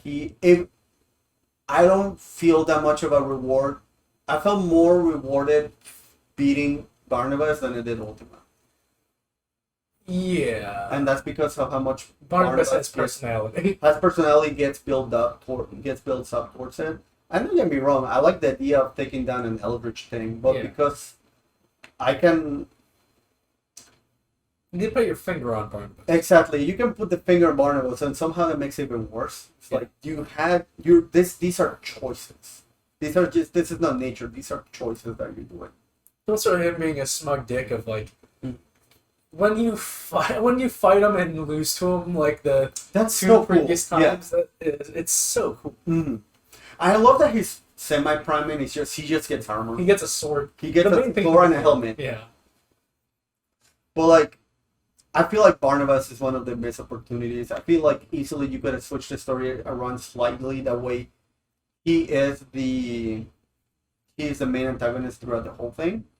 Because you could have easily done like Clive takes his power, and he ultimately feels like in order to have Ultima, the cult of Ultima be its saying he has to take his power. He takes the power of Ultima. See, I disagree because I like him as that kind of veiled threat from across the sea. Because the main conflict is like destroying these systems, and he's not really, other than him being with Ultima, he's not really representing those systems of oppression that Clive has been dealing with his whole life. Well, he represents the other side, right? Like when you have these like power systems that when you have these systems where of like you have your caste system, your slavery, and all those things. Ultimately, it runs a very like well-oiled machine. Granted, it's oiled by the blood of the workers. Yeah. What Barnett says is like this machine run it to the ground to the point where like everyone's a zombie. Everyone's a zombie. Like it is a very strong like, hey, this is the end of it. Like this is capitalism. This is hyper-capitalism happening over here. I feel like everything he's done is to meet the needs of Ultima, of just like funnel everything that the proletariat's working straight to the one guy, straight to Bobby Kotick. And I would have been okay with him like being the ultimate power to that, but like, yeah, I feel like Barnabas was a missed opportunity because I think he makes an amazing, like, bad guy. It's just unfortunately like, but the thing is like, I think that's kind of what the problem is with the Mad King archetype. It's like it's gonna be an unsatisfying ending no matter what, because like. Yeah, like I wish he would have just been able to like he takes his power and then it's like he loses the one thing that makes him useful. Where like Hugo had is like this is the one thing that makes me have power. With Barnabas, like this is the one thing that makes me useful. So just that could have been more interesting of just leaving him powerless on a dead continent. Yeah. Rather than just killing him, but like his whole thing is. Well, he just sees himself as a tool. Like he is a bearer to Ultima. Yes. A little, like, the twist, he was a zombie the whole time. Yeah. Which is he willingly gave himself to Ultima's will. I like that. I thought it was kind of cool, but like... Because they do mention... Because they do mention him being king for 40 years. Yeah. Like, he looks like he's at best mid-30s. Yep. Yeah, and just like... And this is me because I just fucking love Neon Drakengard. Like, that is just a Drakengard character right there. The king that... gave up his life to to be like a king for forever for the god. But no, like one of the things I really like is that when it comes to the story is that the ending is satisfying, but if you do the side quest, it just leaves it so open. Because I've been reading like a lot of things like theater tracks and stuff like that, and if you do all the side quests, like yeah, it makes it open enough to where these many other different things could have happened, but like the ending is so satisfying. It is sad. It's not the happy ending I wanted. Yeah. Of like, I want Cloud to live happily ever after, but we're not getting that. But like, Clive, he wins. He accomplishes his and Sid's goal. And one of the things that I think how some of it's copium, the other one is just like just reading into the things. It's like I feel like ultimately because it ends up being a new day and the sun comes out, I feel like Clive did live and took Joshua's name. Because he has a purpose for taking other people's name. And Tom does have the whole. He's petrified, bro. And Tom does have the thing of like, oh yeah, like hopefully you're able to take down the sun and take up the pen. Like I said, that's copy. Like I feel like that could have happened, but in the back of my head, it's like no, he died. No, he revived Joshua. He didn't accomplish. He didn't accomplish his goal. He accomplished Sid's goal to accomplish his own goal. Yeah. Sid's goal is for people to find a place to die free, and he ultimately did die free. He killed magic. Exactly, and then he accomplished his goal of letting people live free. Yeah, just like I do like that epilogue of like there's enough generations of past where people just think magic is a fairy tale, and this is like the story of Clive is just a story, which kind of like fantasy, which kind of like it does like one to like our society because like. Yeah, like there's people that straight up grow up and they don't understand like all the shit that was happening, like even 60s. Perfect. Like I wrote this. There's a direct quote that was said in the game. It may take generations. Yeah, and like the NPCs that hang out with the lore master Crow and I always forget the other kid's name. Like when you get their lore, you realize that like one of them was born. They were born to bearer parents, but one of them was born a bearer. And the other one was different. And the goal is, like, that they are living where they don't see a difference between each other, and the goal is for their generation and then to be raised that way, and then the generations after that. Because that's how, like, I forget what this fucking face is. I think it was Woodrow Wilson. I think it was Woodrow Wilson. Whoever the president during World War I was. He was born after the Civil War during Reconstruction.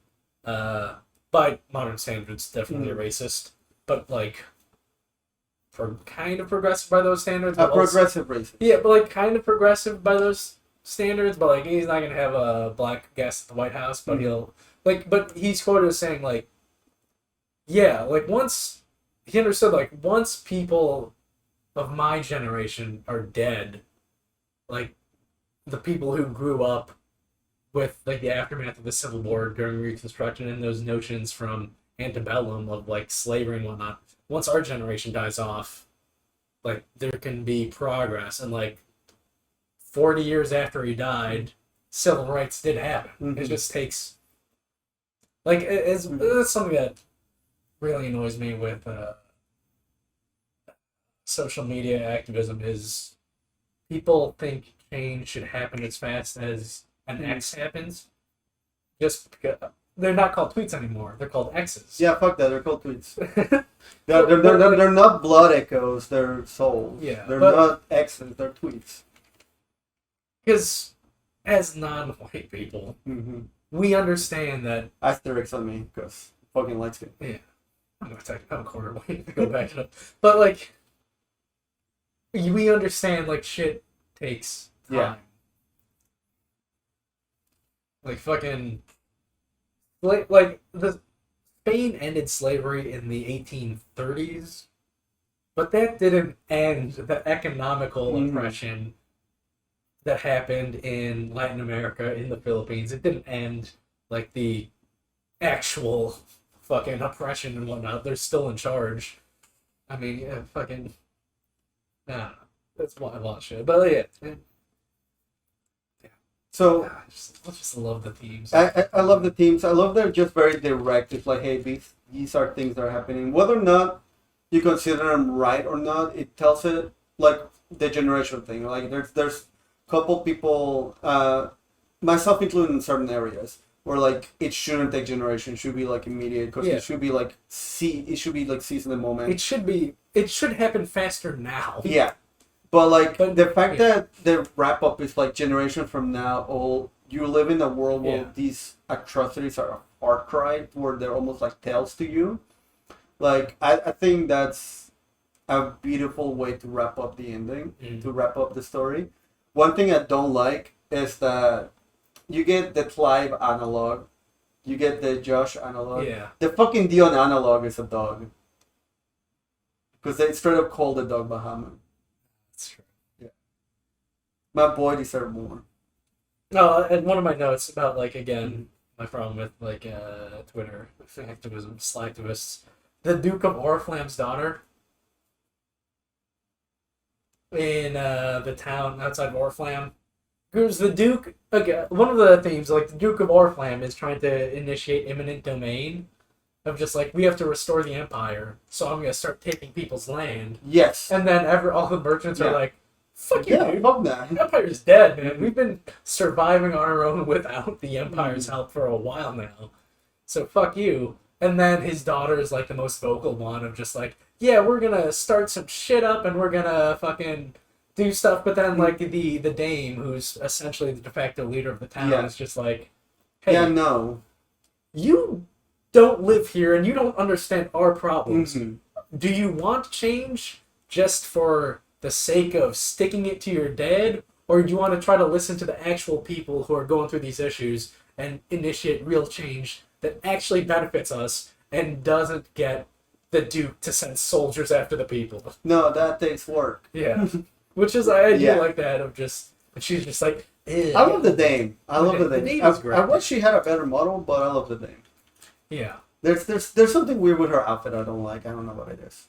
It's like the weird low cuttiness of just, but I like how there's a bit of sag to her, which I like. Yeah, well, I think it's the weird like hair or her headdress that she has. Yeah. That I don't like. But whichever, that's shouldn't matter. Well, when it comes to her it's important character, to but we're sexualize this character. But we're men, so like Men. that's the main thing that we point out. But no, I love that. Martha also. Just all the NPCs. Oh, Martha's great. I love that. Every fucking She's NPC. great. Like, I hated Lubo. I love his story. I hate Lubo. I hate the fucking smart me. Like, what do you think? Oh, Yeah. I'm smarter his than story you. is great because But his story is so fucking good. Because what part of why it's important for this game to be as white as it is, the lack of diversity, but by having essentially heterogeneous people of Valisthea, it highlights the absurdity of racism. Of just like, yeah, you wouldn't know that I'm a bearer.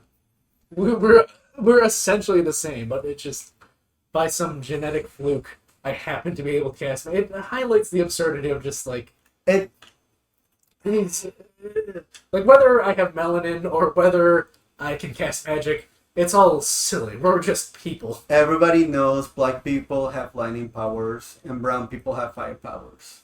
That's what Final Fantasy 16 says. But like, I get where you're thinking more of Avatar. The brown Final people. Fantasy have power. Yeah. But Well, I don't disagree with you. However, I just feel like the story just could have just have more richness to it by just including just people color here and there, like different places. Well, do we However, count the Damakians brown? They're mostly brown.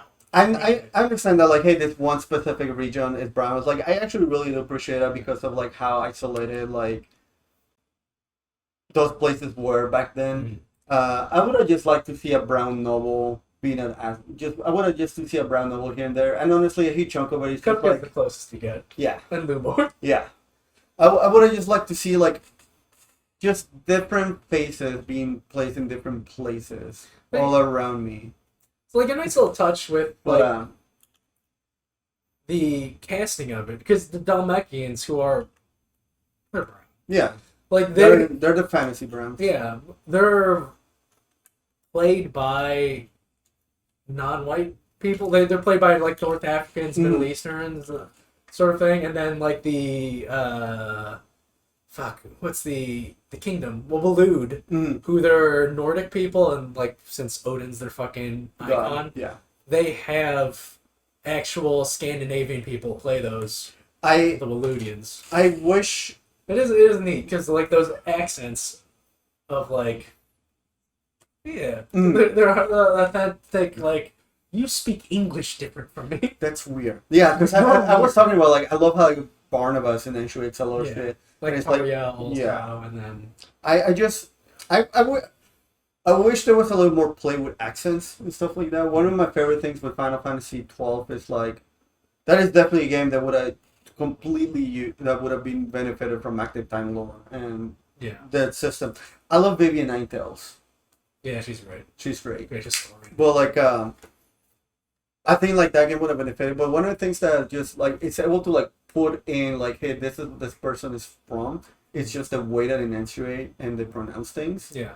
I wish Final Fantasy 16 had a little bit more of that. Because that happens in Waloed for sure. But I don't like if the Empire, because they all have French names, but if they actually had fake French accents, I feel like that would have been annoying. I would have been okay with like maybe like some French sentence structure or just diction of how they enunciate things. Yeah. Just enough to like distinct like characters from like different places, just the way that they speak. I would have just appreciated that, but honestly, I think that is such a minute thing when it comes to the story. Senbrick.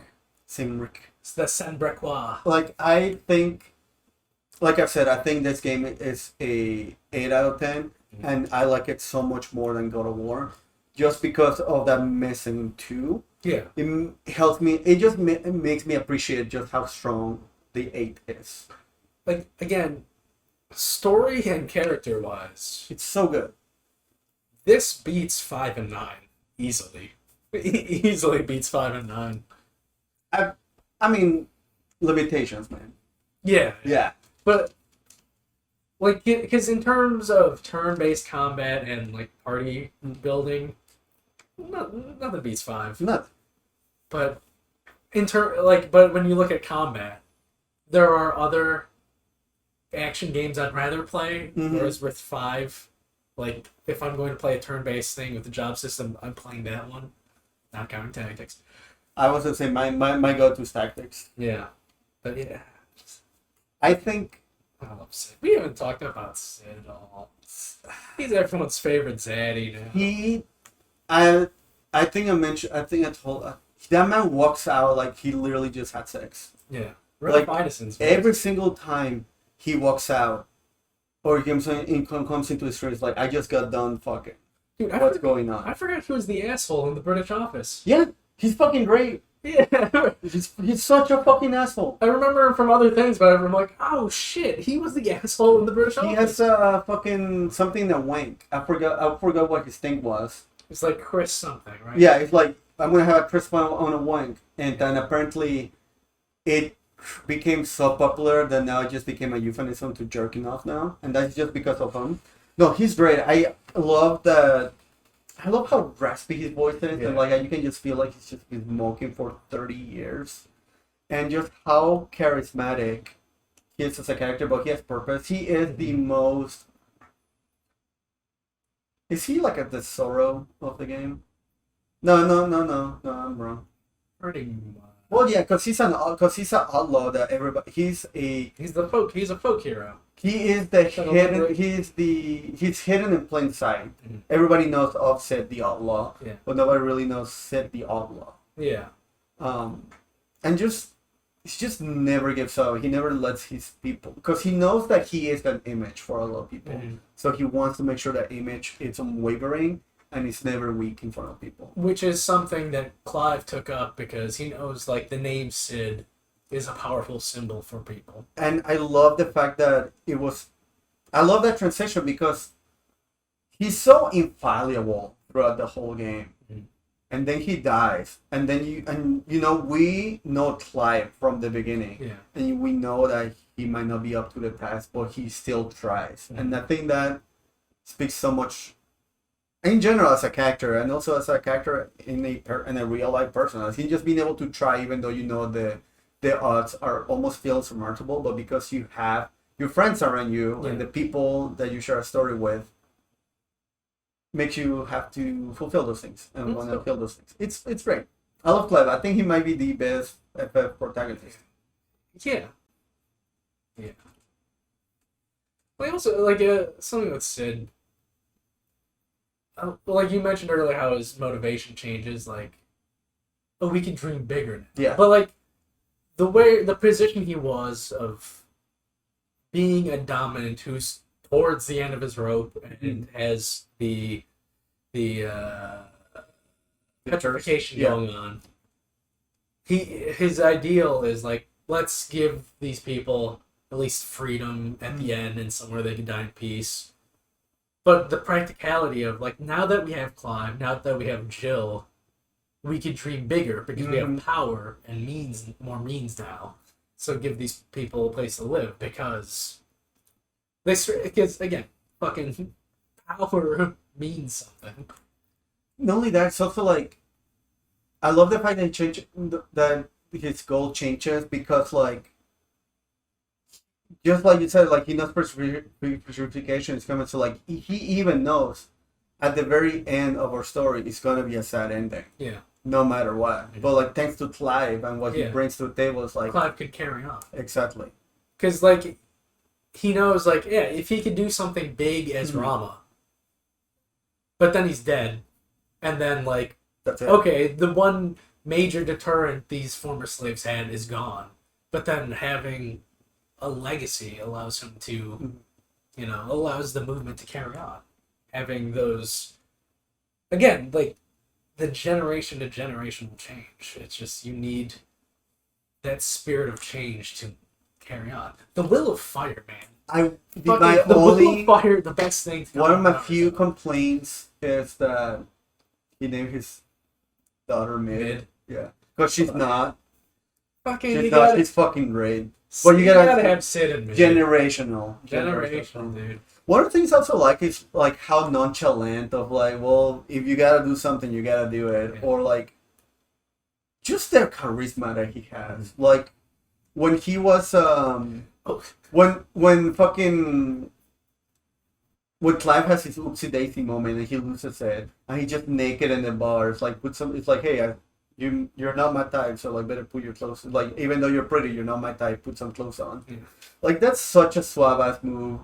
And then he fucking later, like in the scene after, like this quest after, when you meet Gab or when you're trying to rescue Gab, and Clive just bursts out his heart. It's like, yeah, like, I think it's me that killed my brother. Yeah. I don't know how I'm gonna be able to live with it. It's like, well, you made a promise. You gotta fulfill your promise.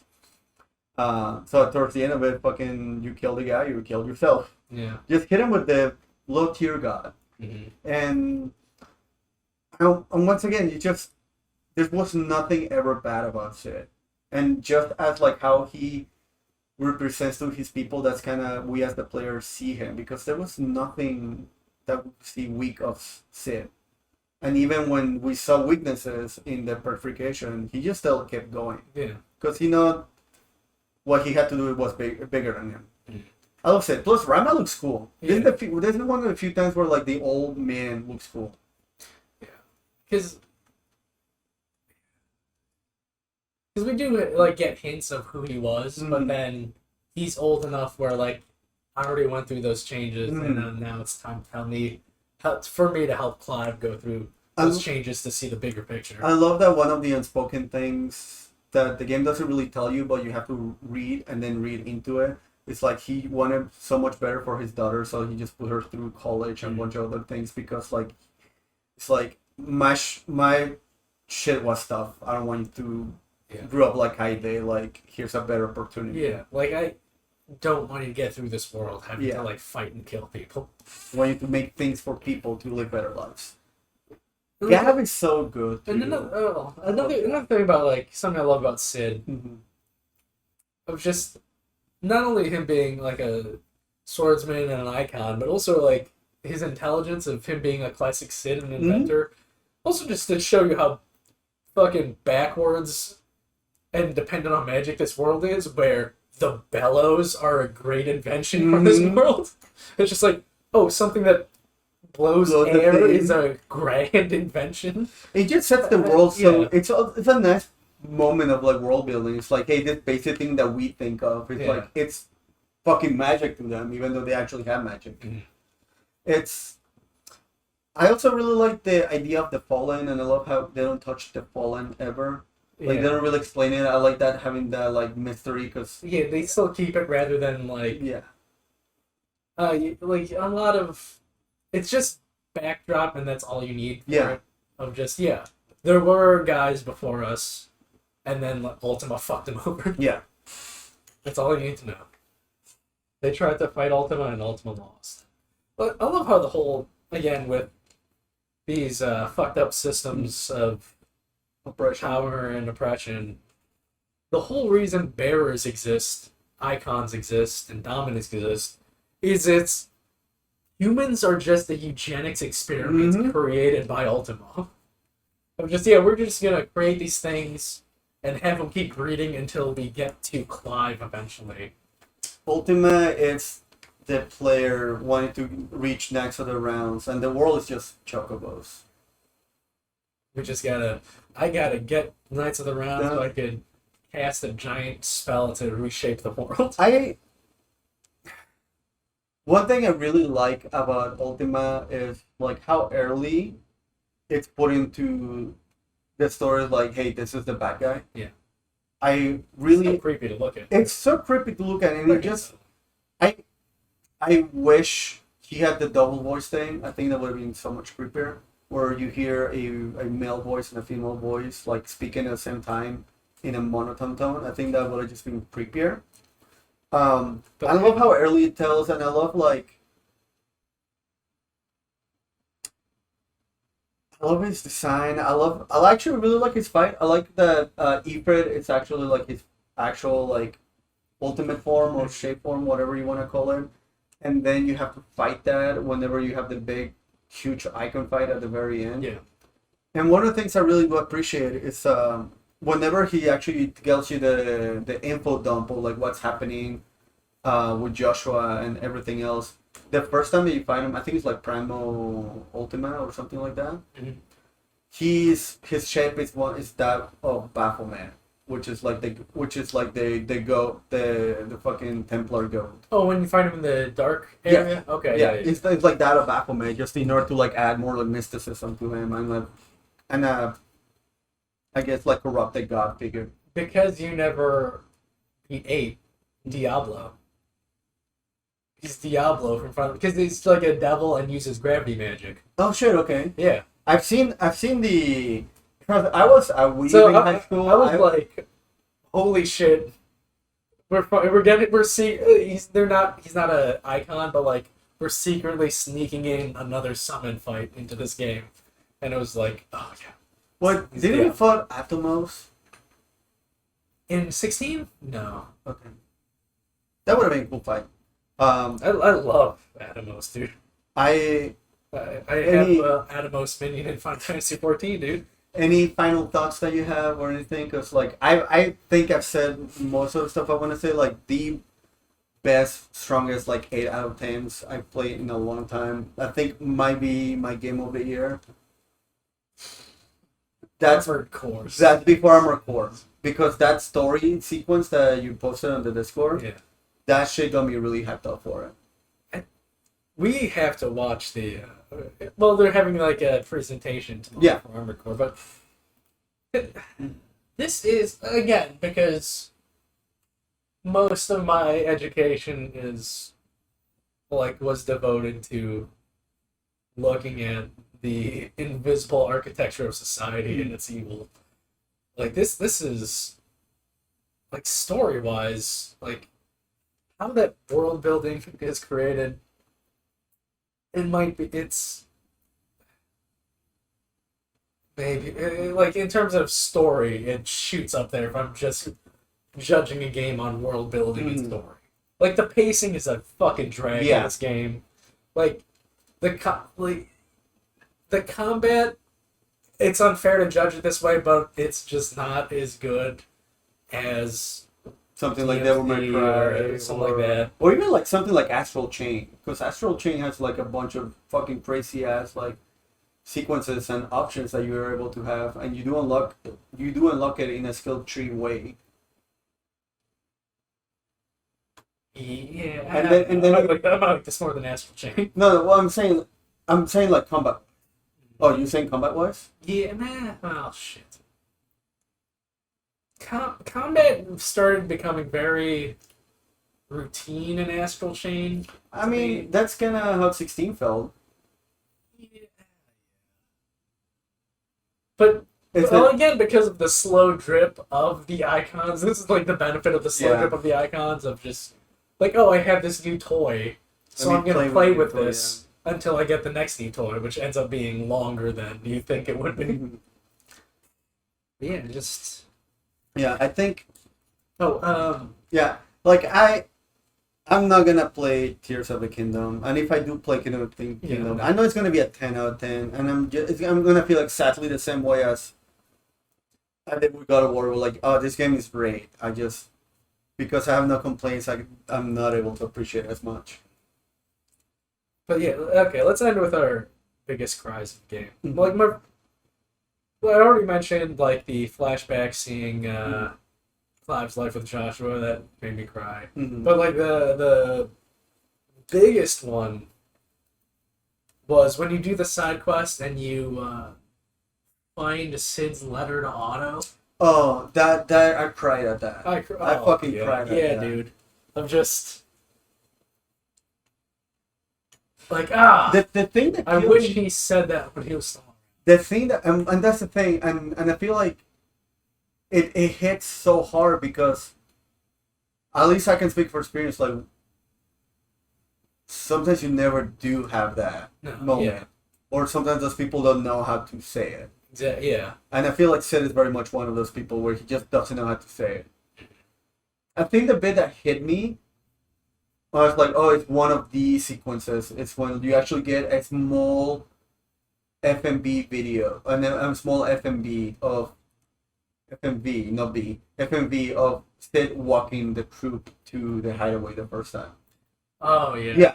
I think that's the bit where it hit me. It's like, oh shit, it's gonna be like really deep. The Plus, yeah, all the of Otto those side fucking- quests are so satisfying. If him like his when you first meet him, he's like, oh, he's this bureaucrat just Mhm. telling people what to do in the hideaway, and then you realize like, oh, he's very important to everybody. He is the hideaway. Yeah, Like Sid might have been the face of the cause, but he is the hideaway. yeah. He like kept those contacts Also- going. He just Also, like kept- Blackthorn's like stories, like super satisfying. Yeah. The blacksmith. Mhm. Uh, Dude. Well, you do have like those quests where you can choose your companion to go with. yes. Like, I always went with the one we never hung out with before. So there's a choice between, like, choosing Gav and Otto. I chose to go with Otto because, like, yeah, we hung out with Gav Mhm. already. He's on missions, so I'm going to go with Otto and, like, getting that extra... And the other one was backstory like thing. Jill and Jill and Tarja. I hang out with Tarja, and Tarja was great. Yeah, Tarja was just great. because, like, she's the... again, like, another brilliant thing of that world design of just Tarja being, like, yeah, we can't just rely on magic for Mhm. healing people. Like, using magic is killing people. We can't Mm. rely on something that's killing people to heal people. So, just trying to be one of, like, the first innovative actual doctors in this world. One of the It's like, things, yeah, we need to learn medicine. one of the thing I also really like about Tarja is like at one point she knows like, hey, like sometimes you just kind of like have to lose the fight and you just have to take it. Yeah, It's like here's this mission where you just have to make out the strongest painkillers possible. yeah, like that. And it's like Rodriguez or whatever his name is. Yeah, It's like, well, no, we gotta save him. It's like, no, there's no saving this one. which is like a real thing in medicine. Yeah. Just sometimes you just fucking It's- hospice care. Man. It Final Fantasy 16 does a lot of like some immersion of different like fantasy tropes, and one of them is the healer, and Tarja does a really good job of that. Yeah. It's like, hey, like healing is not pretty. Mm-hmm. It's not pretty. It's not gonna work out 100% of the Yeah. time. And the thing that we use to heal fucking kills. Yeah. I wanted to do autos, but I love Gav so much. I think Gav is like the perfect like is the perfect like balance of like goof. He's a great buddy. Yeah.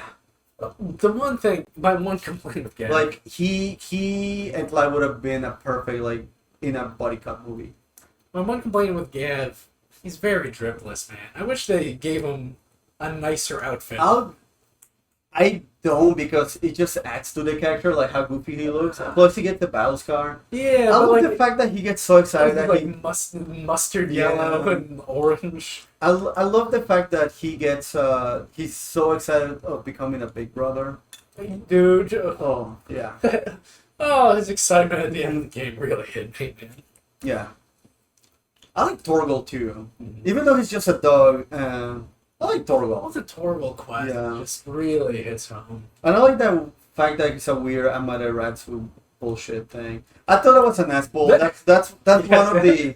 That was one of the like, oh come on. That Well- was the one aspect of like my suspension of disbelief is razor thin right now. Like it again, they do good lore reasons to like Mm. tie it into that, but it's like, all right. But like now of all times, yeah. I love how much of an asshole Hugo is. Oh, when he cut off his hands, it feels so good. It does. And what feels better is the scene after, whenever he tries to eat with his metal hands and he can use them. Yeah, he smashed Yep. the table. Dude, Even Sleipnir, I like. Because as soon as they introduced his name, I'm like, oh, that's the name of Orden's horse. He's a projection. see, when I said that Sleipnir, it's like, oh, he's the second hand. He is the one that does. Like, in my head was like, he's the cleanup. Yeah. But, I love it. I love Benedicta. Benedicta definitely plays femme fatale, and definitely speaks to him like, hey, like, Benedicta is a victim of trauma, and Yes. a victim. She's a victim of trauma and a victim of like circumstance a lot of times. What I really like about this story is like, yeah, you're still kind of a bitch. Also, There's- yeah. It's like some people are redeemable, but I can't say this correctly. Not everybody's redeemable, and I feel like Benedicta very much is. She's the least. She Hugo. definitely. Hugo. Well, no, because the thing is with Hugo is like he's just an asshole. Yeah. He's just an asshole because like, oh hey, like I'm powerful, like I'm gonna do whatever I want because I can. Well, Benedicta's like, I gotta do this for survival, and I have no other way to do it. And those things I understand. I'm still like, but come on. Because with her being a femme fatale and her, Mhm. it plays, again, like you said, being a victim of trauma. So she seeks out powerful men Mm-hmm. who she feels safe with. Mm-hmm. And then, like that betrayal of Sid, because initially she was Sid's protege, and that betrayal of Sid leaving, Mm-hmm. just damaging her, of course, of like this, the first positive figure in my life leaves. And then her going to Barnabas, and then, No, Hugo and Hugo. Barnabas. Well, yeah. I think it was Hugo and Barnabas, or just Hugo was just like a side thing. Yeah. I think Hugo was, it's a honey trap for Hugo, Yeah. where Hugo got played, but like her associating with these powerful men. Mm-hmm.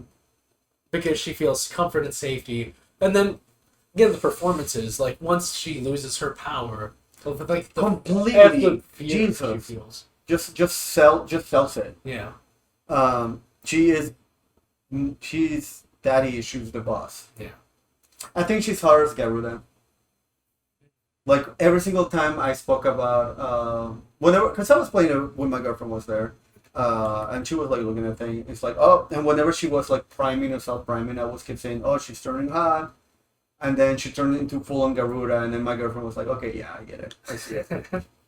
I think Final Fantasy 16 does the craziest thing and makes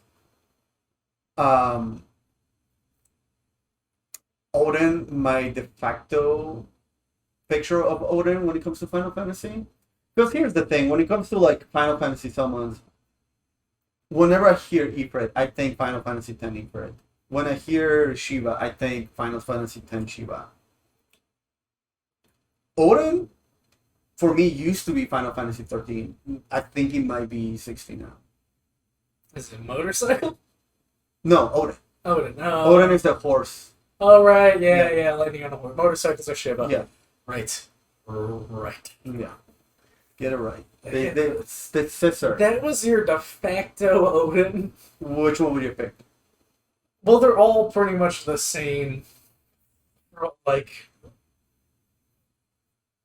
Exactly. So like when he switches eight Odin. it Odin. Yeah, 8 Odin because Not 9. because he gets cut in half by Cypher in Final Fantasy VIII, and then Gilgamesh comes in, Not 9 Takes where over. you get the huge fucking muscle and the weird like bug antlers. and then he blows up a whole city. Yeah. No, I like don't remember that. That 9 is Leviathan. 9's Leviathan is my Leviathan because I have a statue of it. mine is 4. Just the weird like whimsical like Amano like artwork that they worked to some kind of sort of like replicating pixel. I'm a fucking asshole. Never mind. It's 15. Leviathan's 15 for me. That's amazing. Yeah. That's an amazing Leviathan. But yeah, like for the longest, Odin was 13 for me. Just because when he got into human form, I really like the design of like horse bottom and like the weird contraption and just how like weird knight human thing he looks. But Odin 16 looks great. Terrifying too. Mm-hmm. Like when you're in Waloed and then just like, what's that presence? And then it's just Odin standing. That huge on the cliff, Odin. just like watching them, just like, oh. My favorite thing about that is like Odin shows up and his whole team is like, yeah, even though they're probably gonna die. Yeah. His whole army's just Yeah. like, yeah, they get fucking We got to fucking Odin to just be Moses. That's such a sick fight. Too. Oh, when he splits the ocean. They split the ocean, and you see like, oh yeah, when this ocean splits, guess what? Gravity and like water currents are gonna be doing their thing. Of course, the fucking boat is gonna sink. And then, oh, it's so cool. This has some of the greatest moments in all of my fantasy, for sure. And luckily, like, it's new enough to like where more people are gonna get into it, and hopefully helps with the backlog.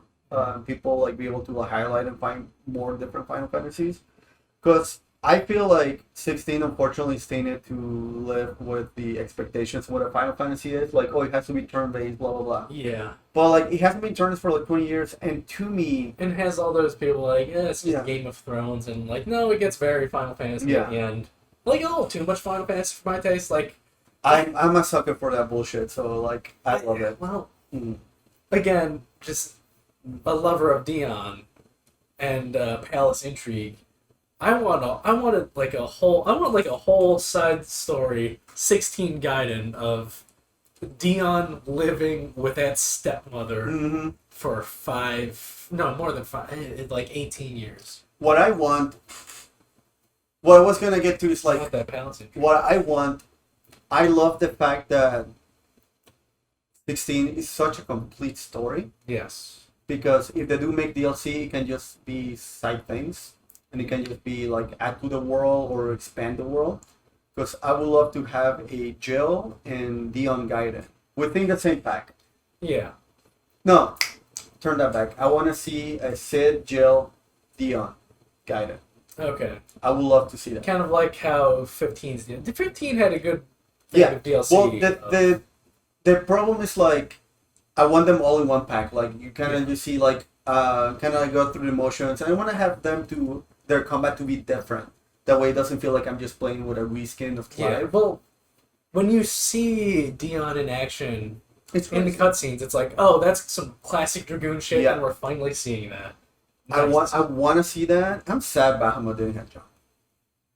Yeah, you're disappointed in that. I want to see that, and then I want the other DLC to just be Lost Leviathan. Yeah. That's all I want. Just like a story of, because yeah, like I'm sure it was cut for just story reasons and like time reasons. But it would be great to see what Leviathan's powers were and whatnot. Mhm. Because, like, as they mentioned, sometimes it skips it. It takes generations for like a certain Mhm. icon or dominant to appear. So this was just happens to be a moment of time where there was no Leviathan dominant. But it's like a significant moment of time because that's the time when there are the most dominants on the field, except for one, which is Mhm. like Yeah. No, I love 16. I think I'm gonna beat 15. No, I'm gonna beat 5. Maybe start up Tactics Advance again because I wanna 100% it. okay. Because I didn't get to. It's my fucking dominance failing me. Whatever. And I think I will do a playthrough of 16 in Final Fantasy mode. Yeah, I need to beat the Chronolith challenges first. I don't give a shit about those. I need it for the trophy, dude. I gotta get that platinum. Gotta get that platinum.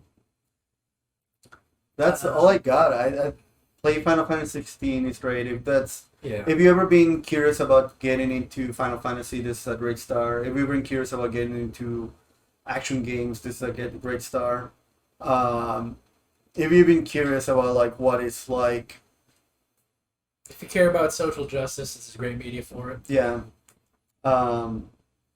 If you want to punch God in the face, that's a good way to do it. If you're Jordan Peterson or Ben Shapiro, don't play it. Do not show us a 40-minute video of Ben Shapiro destroys Final Fantasy 16. Yeah. But yeah, it's fucking great. I love Final Fantasy 16, and I like that we waited for it because I feel like it would have just been. Yeah. I got corn. I think it would have just been like, oh, Final Fantasy is so great. Oh, Yeah. oh. It's like no, like it has flaws, but like the flaws just highlights how all the good stuff on it. It's also just it's been a couple weeks since I beat it, but like looking through these notes and then like, oh yeah, talking about and thinking about these moments, they're still hitting me Yeah. the same way, if not more, than they did when I was Mhm. going through them playing the game. So yeah, Final Fantasy 16, it's an all-timer for me, baby. Yeah, I love this game. I think it might be one of the classic Final Fantasies.